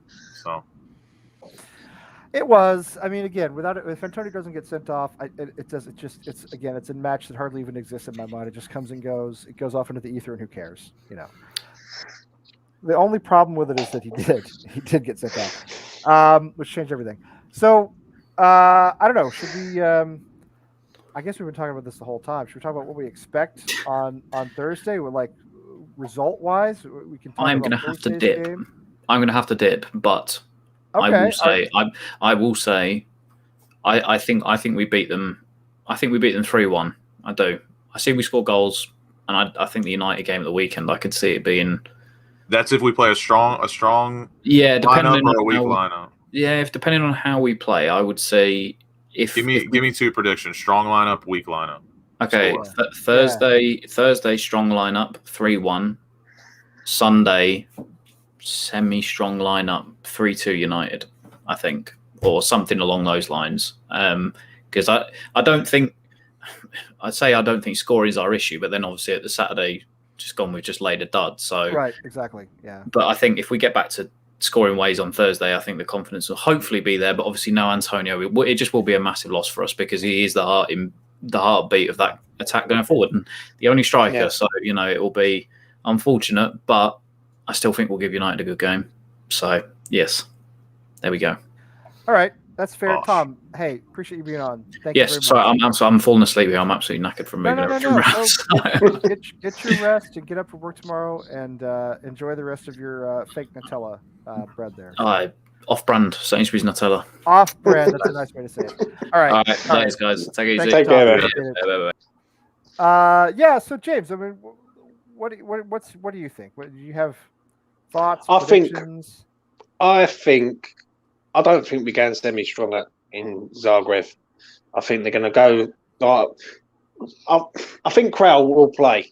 I'm sure of it. Like, I'm literally that positive that he's definitely going to play. Is it the game for Zuma? I don't believe so. I believe like they might even put him on the bench. So would you really have? But would you have Dawson in? I would. I think Dawson. I think this is a perfect game for Dawson. If I'm honest, they're a slower team. They're not going to be. All right. I can just see a 3 at the back against United on Sunday, so I'm just looking at it like this. I just think they're gonna go for the backup players against Zagreb. Like, and when I say backup players, I don't mean like it's going to be like full of backup players. You don't mean reserves, No, you don't. Like, I don't mean it's going to be like a complete overhaul. Right. Yeah. Like, they're still decent. But Antonio's going to play, so that's your striker sorted out straight away. Then you've got your goalkeeper, so that's your goalkeeper sorted out. So to me, I think Kafal needs a rest, right? And that's why I'll take him out and put Ben Johnson there. I'd put Dawson and Diop there. I would or Dawson or Bonner, and then go with something on Sunday. I don't know why I've got a feeling 3 at the back's coming on Sunday. With I can see a Bonner, Zuma, and Cresswell at the back on Sunday. Yeah, right. And with wing backs, Ben Johnson one side and Kafal the other side. Yeah. So I can see that. I can see that happening. But on Thursday, don't be surprised if Yarma's playing. Don't be surprised. Vlasic will play. I think Vlasic will play. Will Fornells play? Maybe Lanzini. Put Fornells on the bench. Give him a bit of a rest. Because what it is, you've got to realise that a lot of them players, as like Lucas said, played 4 games in 8 days. They can't maintain it's crazy. And the Czechs had a friendly. I mean, come on. Anyway, but yeah. And in 3 weeks' time, so we've got to do it all again. I know. I hate the international break for so many reasons. I really do for so many reasons. And now, FIFA and Arsene Wenger want the World Cup to happen every 2 years, which is outrageous to me. Outrageous, terrible idea, incredibly bad. I don't know what the hell's going on with that. Yeah, they just want to make more money, but I mean, it's gonna dilute the legitimacy of the World Cup. I mean, I have a hard. I just really. Well, let me ask you about Dawson. Let me just go ahead and ask you about this, both of you guys. Dawson's a lightning rod. You get a lot of defenders of him on social media. You get on West Ham various discussion areas, and then you get a lot of people saying he's got to sit. What do you think, Lucas? What do you think? Is he a liability? It's tough to say because he's played out of his skin for being a £2 million player for sure. Oh, he's gotten way more out of him than we ever expected. I mean, we rinse and repeat it all the time. It's just one of those things where, like, if Diop made the same mistakes as Dawson, he gets absolutely chewed out. And then when Dawson makes a mistake, he doesn't really get ridiculed as much. But with me, it's like Sunday, for example, Dawson, in my opinion, before he left Ogbonna on toast, when whatever his name hit the post, Dawson was having a good, decent game because we weren't conceding. They weren't getting any shots. Yeah. But it's hard to get those kind of mistakes out of your head.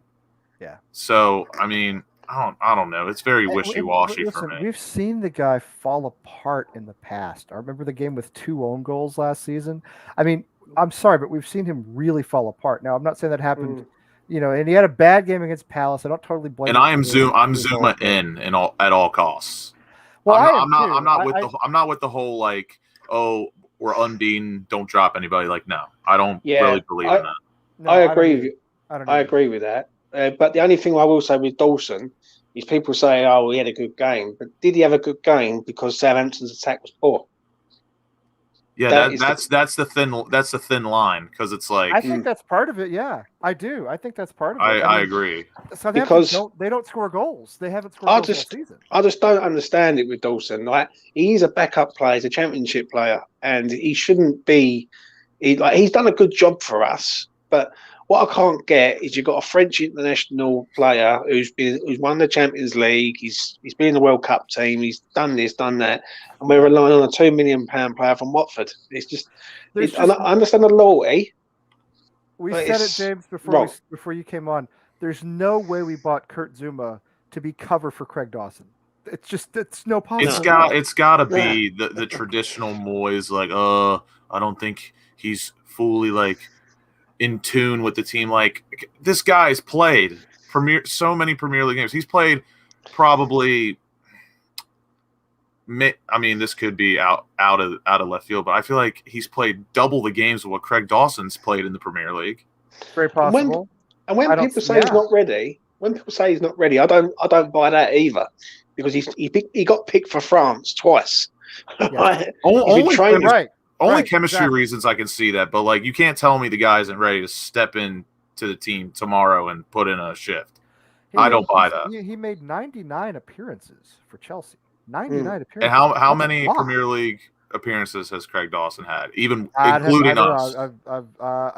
He's had loads. He's had loads. He played for West Brom for years. He played for Watford. But what it is what Lucas said. He's a £2 million player. To be fair, that's not all Premier League, but yeah, that's what you're saying. Yeah, but he's done well for us. But I don't understand it. I think we got away with it on Saturday. Absolutely. Yeah.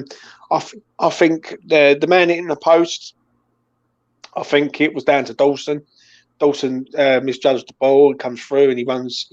I think Fabianski needs a lot of credit, because he narrowed the angle down for the man, even though he got the shot away. Even though he hit the post, Fabianski done very well. And it looked like he was going wide the whole time. Fabianski was better though. He was definitely better than he has been lately. Yeah. And then Rice clears off the line. From Dawson again, where Dawson should be. If that's Zuma's up there. That's gone, that ball. Do you know what I mean? And Dawson's the sort of player that you should be bringing in for Zagreb on Thursday, and having Zuma for the Prem. Dawson, by the way, James is right. Dawson's made a lot of Premier League appearances. Yeah, I mean, like, I don't know, probably close to a couple of hundred. It looks like a whole lot. So. Yeah, I mean, I don't add very well in my head, but anyway. And I like Dawson, but I totally agree. Like, he is the picture perfect.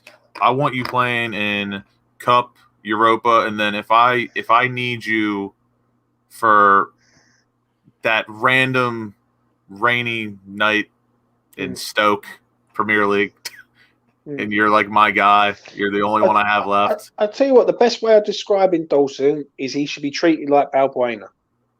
Be that choice. And that's the easiest way of putting it. I don't understand how he gets in front of Diop. I don't, but he should be a trusted backup option. That's the thing. I trust David Moyes. I do, and that's the ultimate. That's really all that matters. But personally, I really don't want to see Dawson again for a while. I do think he's a little bit of a liability. I do. He's slow. Lately, he's made a lot of mistakes. He has a tendency to just collapse. Yeah, he gets beaten a lot. We got a little bit lucky. We didn't concede yesterday because he made a couple of mistakes where he could have cost us a goal. Somebody to come in and bail him out. As I've always said, and I still feel this way, if you're gonna bring in a center back who's mistake prone, bring in Diop. He makes mistakes, but he recovers from them because he's young and he's quick. And everybody trashes Diop and loves Dawson. And I don't see a big difference between them, to be honest. I think Diop's going to be a better player. But I'll trust David Moyes because he knows more than I do.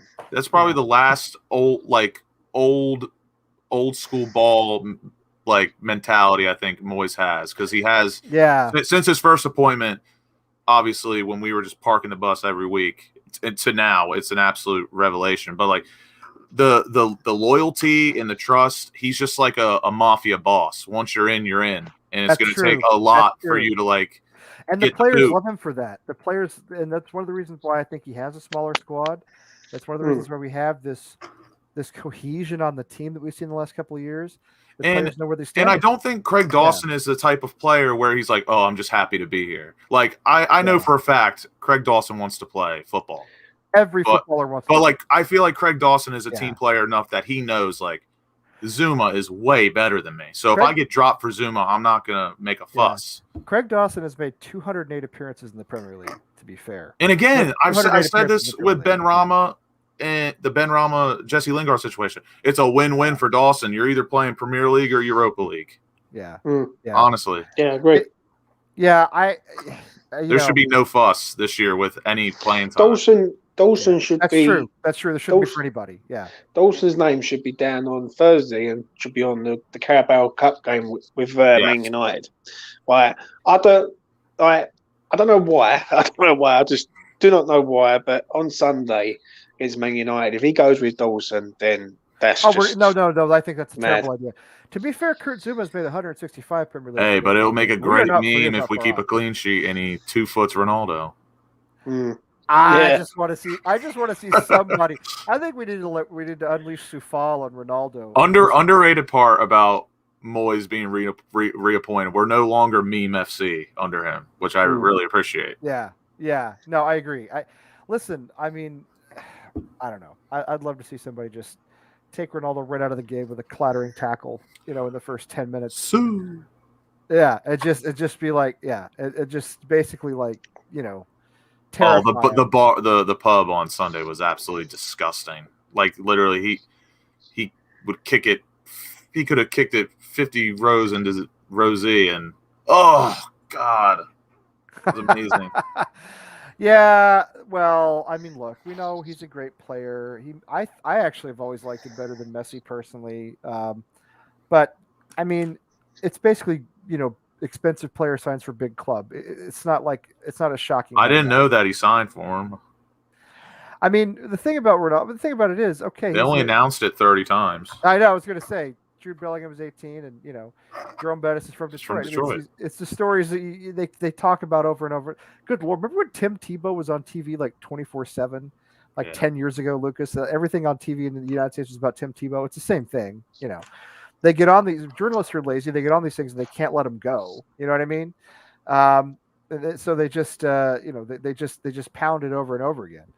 But yeah, I'm with you, James. I think if Dawson plays on Sunday, that's a problem. For me, that's a real problem. I would rather he not play on Thursday. I would rather see Diop Ogbonna even if that's what it comes to. But again, I'll trust Moyes, but if he plays on Sunday, I don't know what we're doing. I just got a feeling they're going to go for it at the back of the wing backs to try and stop the pace. I do too. I really do. I do too. I personally think that without Antonio, we're going to do as much bus parking as we've done in a long time. Yeah. I don't see any other way. And I don't think it'd be the worst idea. This is me just reaching into left field, right field right now. Do I think it's going to happen? Absolutely not. But I honestly would not mind seeing 3 in the back with wing backs, and why not Fornals on the left? That could make for a strong squad. The only reason why I don't think you'd do that, mate, is because Fornals, for all his good things, he's got no pace.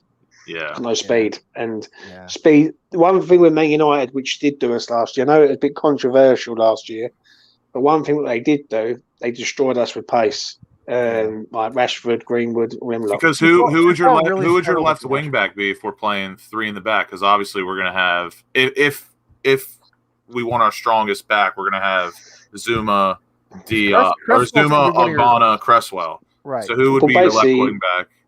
Basically, it's going to be, for me, I reckon it'll be Ogbonna, Zuma, and Cresswell. And I think right, it'll be Kufel, and I think left, you're either going to have Arthur Masuaku there for the pace, or you're going to have Ben Johnson there. It's going to be one of the two. Who would you prefer? I'd say Masuaku, but I would say the same. I think Masuaku going there would be better because he's a ball carrier. You get the ball and you carry it up the pitch and you get away from players. Ben, for how good Ben is, he's not left-footed. He's right-footed, and Man United will figure that out if Ben plays. And they just put him on. They put him on his left-hand side. He can't go nowhere. He can't cross. He can't do anything. Right. So. I just can't. I'm sorry. I have nothing against Ben Johnson at all. I just don't see him stepping into. I know he stepped in a couple of years ago at Manchester City. He's had some decent performances against the bigger clubs. He's still a young guy. He needs time. Play him in the League Cup game. All right. Play him maybe when we go to Genk or whatever it is in Europa League. I don't know as much about them. I think Ben Johnson does deserve some time. I do too. But not against Manchester United on Sunday. Yeah. I think it's agreed. too much. It's too much. I'd happily have him playing right back on Thursday, Ben. I think Cafal, take Cafal out, give him a rest, and put Ben there. I think Ben, that's his natural position. He's right-footed. He's a right back. He's And not a left back. we don't need three checkmates. Just need Yeah, two. I don't And know. even- I still, I don't know. I maybe I see what you're saying. I see what you're saying. I just Kufal is he's so, to me, he's so critical for us. You know, Yeah. both defensively and going forward. I hate to see the service drop off because I'm not sure Ben Johnson can play that role as well as Tufal can. yeah. But I mean, and like we said, if Yarmolenko plays, I think that could be the plus side if Johnson does play, because Johnson can just worry about defending, which I think when Ben Johnson first started playing, I always really liked his he kind of had like a no nonsense defending about him. Like he always cleared the ball when it seemed fit, which I personally liked. And then obviously when he went forward, when he first started getting the first team, it was not pretty. But he's gradually gotten a little better. But that would be my positive side if Ben Johnson plays and Yarmolenko plays. Yarmolenko could possibly just park his ass up the pitch, stay there, and let Ben Johnson just defend. But I don't know. It's like I said, with this San Antonio red card, it makes a lot of things very tricky for the next week. But do you know what? Yeah, but it also simplifies the fact that since he can't play on Sunday, I'm thinking he definitely plays on Thursday. Yeah, that's the one thing play that it on Thursday. simplifies, right? Yeah, because other than that, he probably doesn't. Unless you just say we're going to sit you for a week and a half. My fitness levels with Antonio is so much different than everyone else. Like me personally, I think two games in 5 days for him, just because he's not like any other player, that still like worries me a little bit. Yeah, but we got to get a point on Thursday. I think on Thursday, I think we're going there for the draw. I really do. I think we're going to go there and try and. I want to smash them. That's the problem. I want to smash. I want to send a message to Europe. I want to send a message to the Europa League saying, "Hey, we're not messing around. All right." I'm not sure we're capable of doing that, but that's what I want to do. You know. But I think it's not. How can I put it, Lee? It's not about doing them in the group stage. It's just about getting out of the group. I know. Can you see what I'm getting at? No, yeah. I do. You're absolutely right. The orthodox method is draw away from home. And realistically, Dynamo are that gets you through. The toughest team in that group by far. Yeah, I think they are too. I don't know that much about these three clubs, but I would say that if looking at them, what I know about them, they look like the toughest team by far. Yeah. Dynamo's no joke. I'll tell you that much. I've gambled on them a lot of times when it comes to European competition. They're no joke. They got some ballers that could easily play across the 5 leagues of Europe, in my opinion. Yeah, so I think I wouldn't be upset if we came out there with a draw. We haven't played in Europe proper for years. This generation of players has never played in Europe, serious, real Europe. Group stages is what I mean. And the motivation's there too. And so if we go to Croatia, it's an unfamiliar place. It's going to be an insane crowd. Can you even imagine? I mean, those people are kind of nuts anyway, right, Lucas? Yeah. They have a little bit of reputation in that part of the world. So I think if getting out of there with the draw is not a bad result, I would just love to I would love to send a message right off the bat. But I know you don't do that in group stages. You just get out of the group. You get out of the group, and you move on, and that's it. All right, let's do. I can't do too much. I gotta put my boys to bed here in a minute. All right, quick score predictions for Thursday and Sunday. And I know we don't know who's gonna. We don't know anything. All right, but just based on your gut, what do you think is gonna happen on Thursday and on Sunday, Lucas? So, Tom didn't really answer the question the way I asked, but I'm gonna answer it the way that I wanted him to answer. Okay. So if we go strong, and I'm talking like basically what we would field any given Sunday. Oh, I've been waiting to use that line for a while.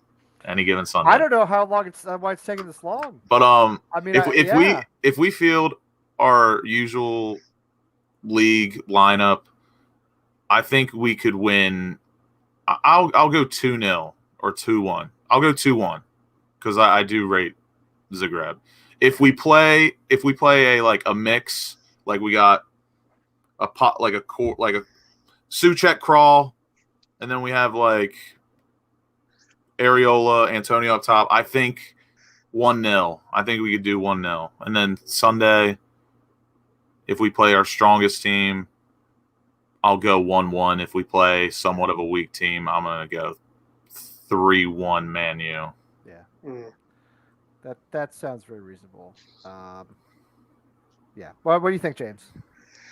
I agree with Lucas to a point there. I think Thursday's important, but it's not. If that makes sense, it's not the be all and end all. If we go there, as long as we put in a positive performance and obviously don't lose, if we go there and draw, it's not the be all and end all. Because I believe we beat these teams at home. I believe with 60,000 crowd, I think we smashed all three of them at home. Yeah. I believe it'll be a draw on Thursday. Right, that's what I'll be doing on my thing. I believe we'll go there. We'll try and shut them down and try and nick the game 1-0 at best. Yeah. Right, a bit like Southampton the other day. I think that's what it'd be like. Yeah. I can't see it being blistering, but I can see us going there and trying to do it. But I'd see a draw coming on that one.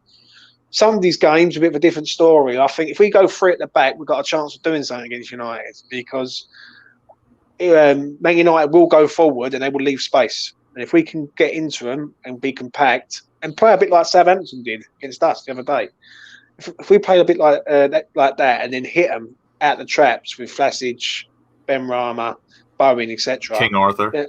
Yeah.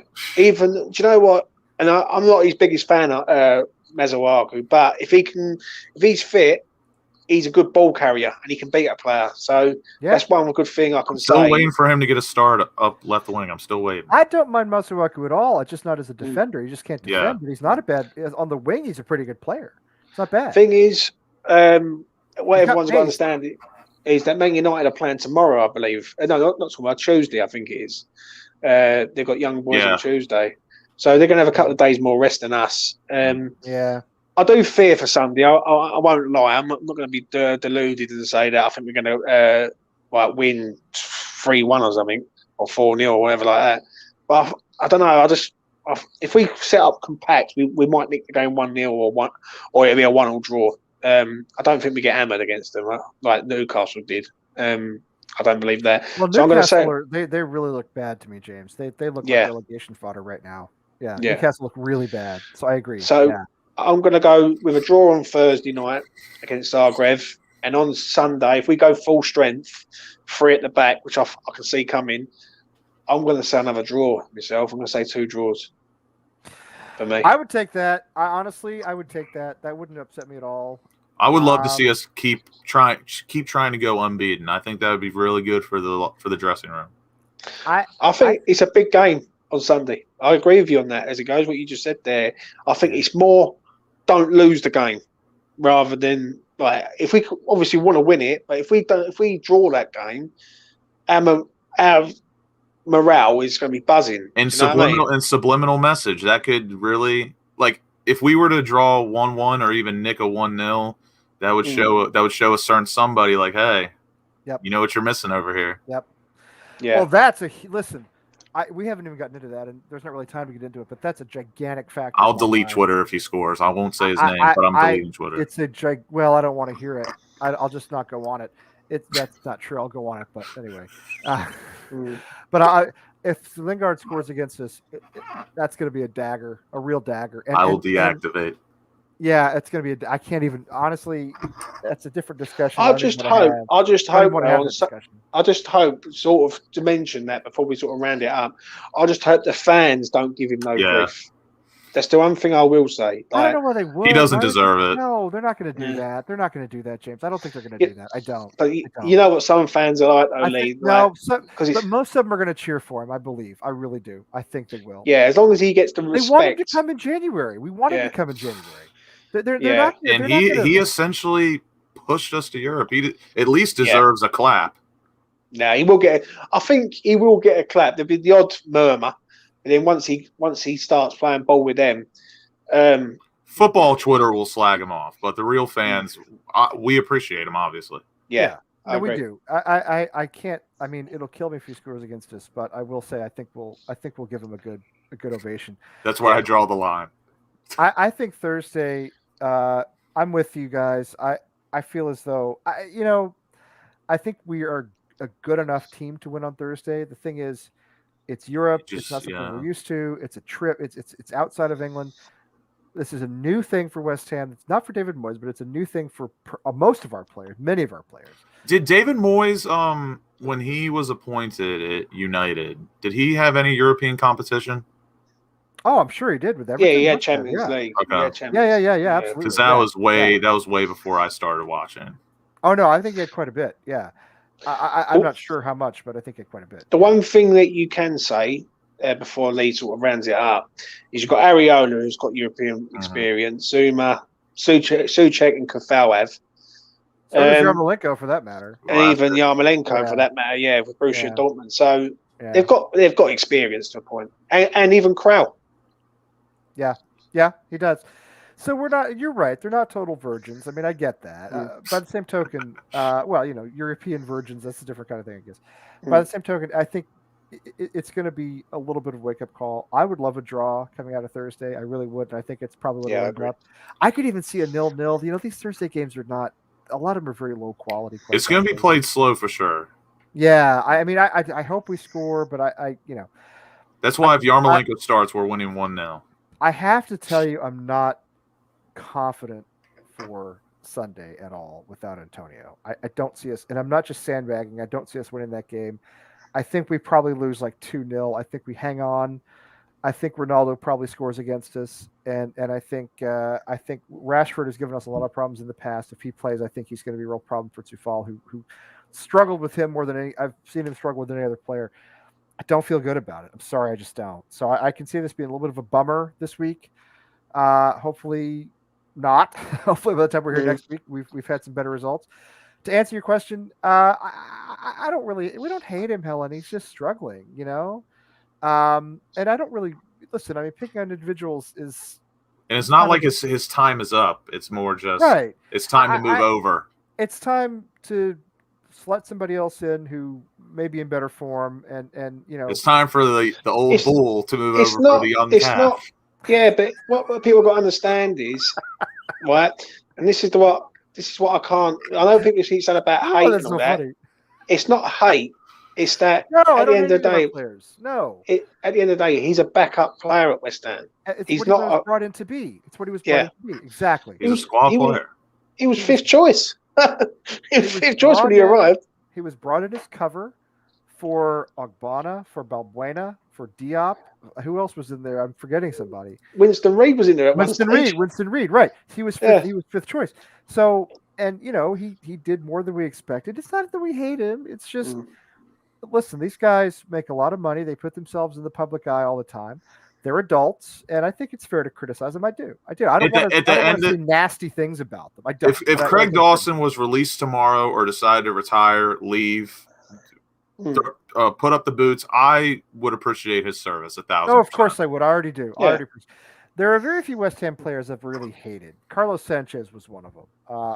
Quite frankly, the guys. I wish I was around for that. Well, the guys who don't put out the effort. All right, if you're not good enough. It's one thing. That's the manager's fault for signing you. If you don't put out the effort, Felipe Anderson, if you don't put out the effort, that's different. That's what I hate seeing. And I think I'm not a Dawson hate. I just see epic hash time there, but I will say that how I feel. Dawson is a championship backup player for us, and Zuma is a French international who's won the Champions League with Chelsea. I do not think you just can't say no more than that. You cannot compare Dawson and Benrahma career-wise. It's just apples and oranges. Old bull, young calf. Right, apples and oranges to me. Benrahma is at the beginning of his career. He's all potential. He's shown some really good signs for us. Benrahma is a 25-year-old who's just come through. Who's coming through from Brentford. Craig Dawson's a 30-plus year old who's been relegated multiple times. Right. It's just that's how it is, and I don't again. There are very few players I really disdain. Again, Felipe Anderson fits into that category because he gave up on us. Carlos Sanchez because he's just never seemed to care. Honestly, Sebastian Haller, I know it's controversial, but I didn't think he put out the effort he should have put out for us either, to be honest. And maybe he didn't get the deal he thought he was going to get. I don't know, but I didn't like him. I didn't think he did what he was here to do. I'm not saying he's garbage, Dawson, but he's not. this is hard. I will, James. I'm with you. This is harsh. This is harsh. A little harsh. I'll say it's garbage, but let's be honest. If you're picking West Ham's starting lineup, strongest team there, Dawson don't get in it. So no, it's as simple as that. Like the centre halves are Bonner, who's the best defender at the club, and Zuma. Best way to put it, Craig Dawson is a system player who fits our system. Sure. If he played on any other club in the Premier League, I think he would struggle mightily. In baseball, you'd call him a utility infielder. You know what I mean? You plug him in where you need him. You know what I mean? And I love Craig Dawson. I call him the Slammin' Salmon. I love it. Listen, what he's done for us is so far beyond what I expected that there's really not. I mean, he's already done more than I ever thought he would do. So I'm already happy with his time at West Ham. Like I said, if he hung up the boots tomorrow, went to retirement, I would really appreciate. Thank you for everything you've done. Thank you for getting us into Europe. Thank you for Thank you for your service. It was £2 million investment, and it's been worth way more than that already. The thing is, what people got to understand is, like, sorry to debate him, but what people got to understand is, we signed this man for £2 million. He come in last season. He done a job for us, a very good job, but he done a job. Yep. But he is not the solution to the future of West Ham United. He's 31 years old, and he's not a lot. And we have no problem with him being a part of the future. He knows. He just needs to know his role. Or he knows his role, but I want to see youth at the back. I want to see pace. And my ideal partnership would be Diop and Zuma, two French lads, same age. See, I feel the same way. I think that's our future, James. I do. And Bonner and Dawson in European competition, I think would be very good. Yeah, I think you roll Dawson out when you go to Genk and Vienna. I think you roll Dawson out in some of the cup as far as we get in the other cup competitions. I don't hate him. I don't hate him. Again, I didn't like Sebastian Aller. I didn't like Felipe Anderson for the lack of effort. Sanchez was the same way. There were some other guys like that over the years. But I don't fault Dawson because but I will say he's just not good enough. No, but that's all. I can't fault Dawson's effort. Like, as a man, his efforts not even in question. Yeah. But as a defensive player who can do multiple things, he can't. If he's up against a fast player, he's going to get roasted, and that to me is saying a lot. That's all there is to it. It's a weakness of his. It's not something he can help. He's not getting any younger. He's not getting any more athletic. Do you know what I mean? I love underdog type players. You know what I mean? I love the guys who come in. They do things you don't expect. They're undersized or they're slow or there's something that you look at him and say he's not going to be good enough. Then he turns out to be better than you expect. I love that about Craig Dawson. I do. I love that about him. I have no problem with what he's done for us at all. We've more than recouped our investment in him by far. All I want to say, this is all I want to say, and I'm going to say this before you wrap it up, Lee, is that I just want to see Diop and Zuma together. Yeah, once. I do too. Just once. I just want to see how they work together. I think that's our future. Zuma is 26.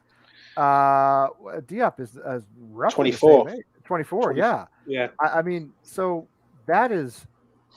I mean, you're talking about a decade of defense. You're talking about two guys who could do that. Rob, I will tell my kids about Craig Dawson. Listen, I don't have. I will say again, I have no problem. Listen, I just don't think he's a good enough player for what we're trying to do going forward. I think he came in, did a job, did far more than we expected. But you do not sign Kurt Zuma. You do not sign Kurt Zuma, and it's like you don't sign Javier Mascherano and play him behind Hayden Mullins, even though that's what we did, right? But you don't sign Kurt Zuma and play him behind Kurt. You just don't. And that's why we signed Kurt Zuma. All right, that's all there is to it. Sorry, that's I don't know what else to tell you. no, it's not that. It's not that. I understand the loyalty, right? It's West Ham thing. Yes, and every West Ham fan knows this. Yeah, when it comes to loyalty with players, then they've got to come in. But ain't we supposed to be going to the next level? But let me ask anyone who's in the chat, and I ask you boys right now. What team does Craig Dawson get in the Premier League? Now, I could probably name about two. Norwich, and maybe Watford. Yeah. I was going to say Norwich and Watford. Yeah. I don't see him getting in any other team. Maybe Newcastle right now, but or maybe Newcastle. Yeah, but you're down at the bottom of the table. Yeah, but he's not getting in Villa's team. He's not getting Everton's team. He's not getting in Leeds' team. Do you know what I mean? I just don't see it. So I want us to be going younger. And this is what Moyes said. His words were he wants a younger, fresher team. Yeah. Well, I haven't seen it yet, but we're getting there slowly. Do you know what I mean? I think we are getting there. I think it was personally, I think it was a struggle for him to get the players we signed in the window in the summer. I'm glad we got the ones we did. I'll bet you he had to fight tooth and nail to get them with Sullivan because you know how Sullivan is. And Lee in the chat makes a good point. This is a very American football type approach, which I do kind of like to carry over. We don't necessarily need Craig Dawson, but like Craig Dawson could easily be a vital part to a brighter future. Like a guy like that in the locker room, the clubhouse. Yep. You take guys like that all the time because he plays for the badge. He loves the lads, and he fits the system. He's a glue guy. He's a glue guy. Guy. In the U.S., we call him the glue guy. He keeps everything together. He's not necessarily. You know what? He's not a distraction. He's not a problem. He's a mini Mark Noble right now. He's a little, like, you know what I mean? Noble's obviously a West Ham legend, or you just can't have a bunch of young chaps just running around doing whatever. Like, you need some stability in certain places. You got to have a cool head and somebody who's a veteran, and that's what he is. And he's a value. He is of value to us. I think he's of value. He may be of more value when he's not playing. But I tell you what, he's a value, right? And I know we all laugh about it, but he is a value in that way when he's not playing, because when he comes on, and there's nothing wrong with that. No, he can come on and do a job. And I actually think, if just for argument's sake, you had Dawson and Zuma together, right? Just for argument's sake, he would learn quite a lot from Zuma. Because you don't go and play for Chelsea first of all, you don't go and play for Chelsea if you're rubbish, and second of all, you don't go and play for Chelsea's first team if you're rubbish at all. You don't.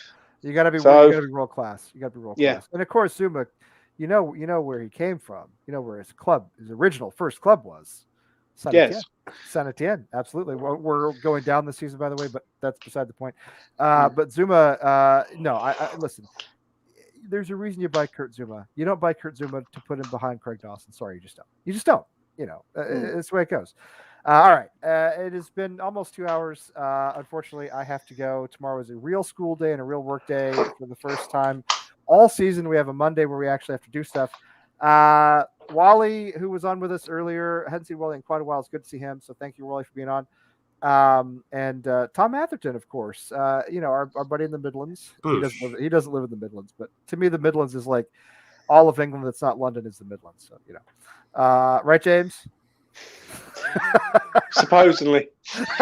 It's like, well, you know what? Okay, let me just tell you, you're all gonna.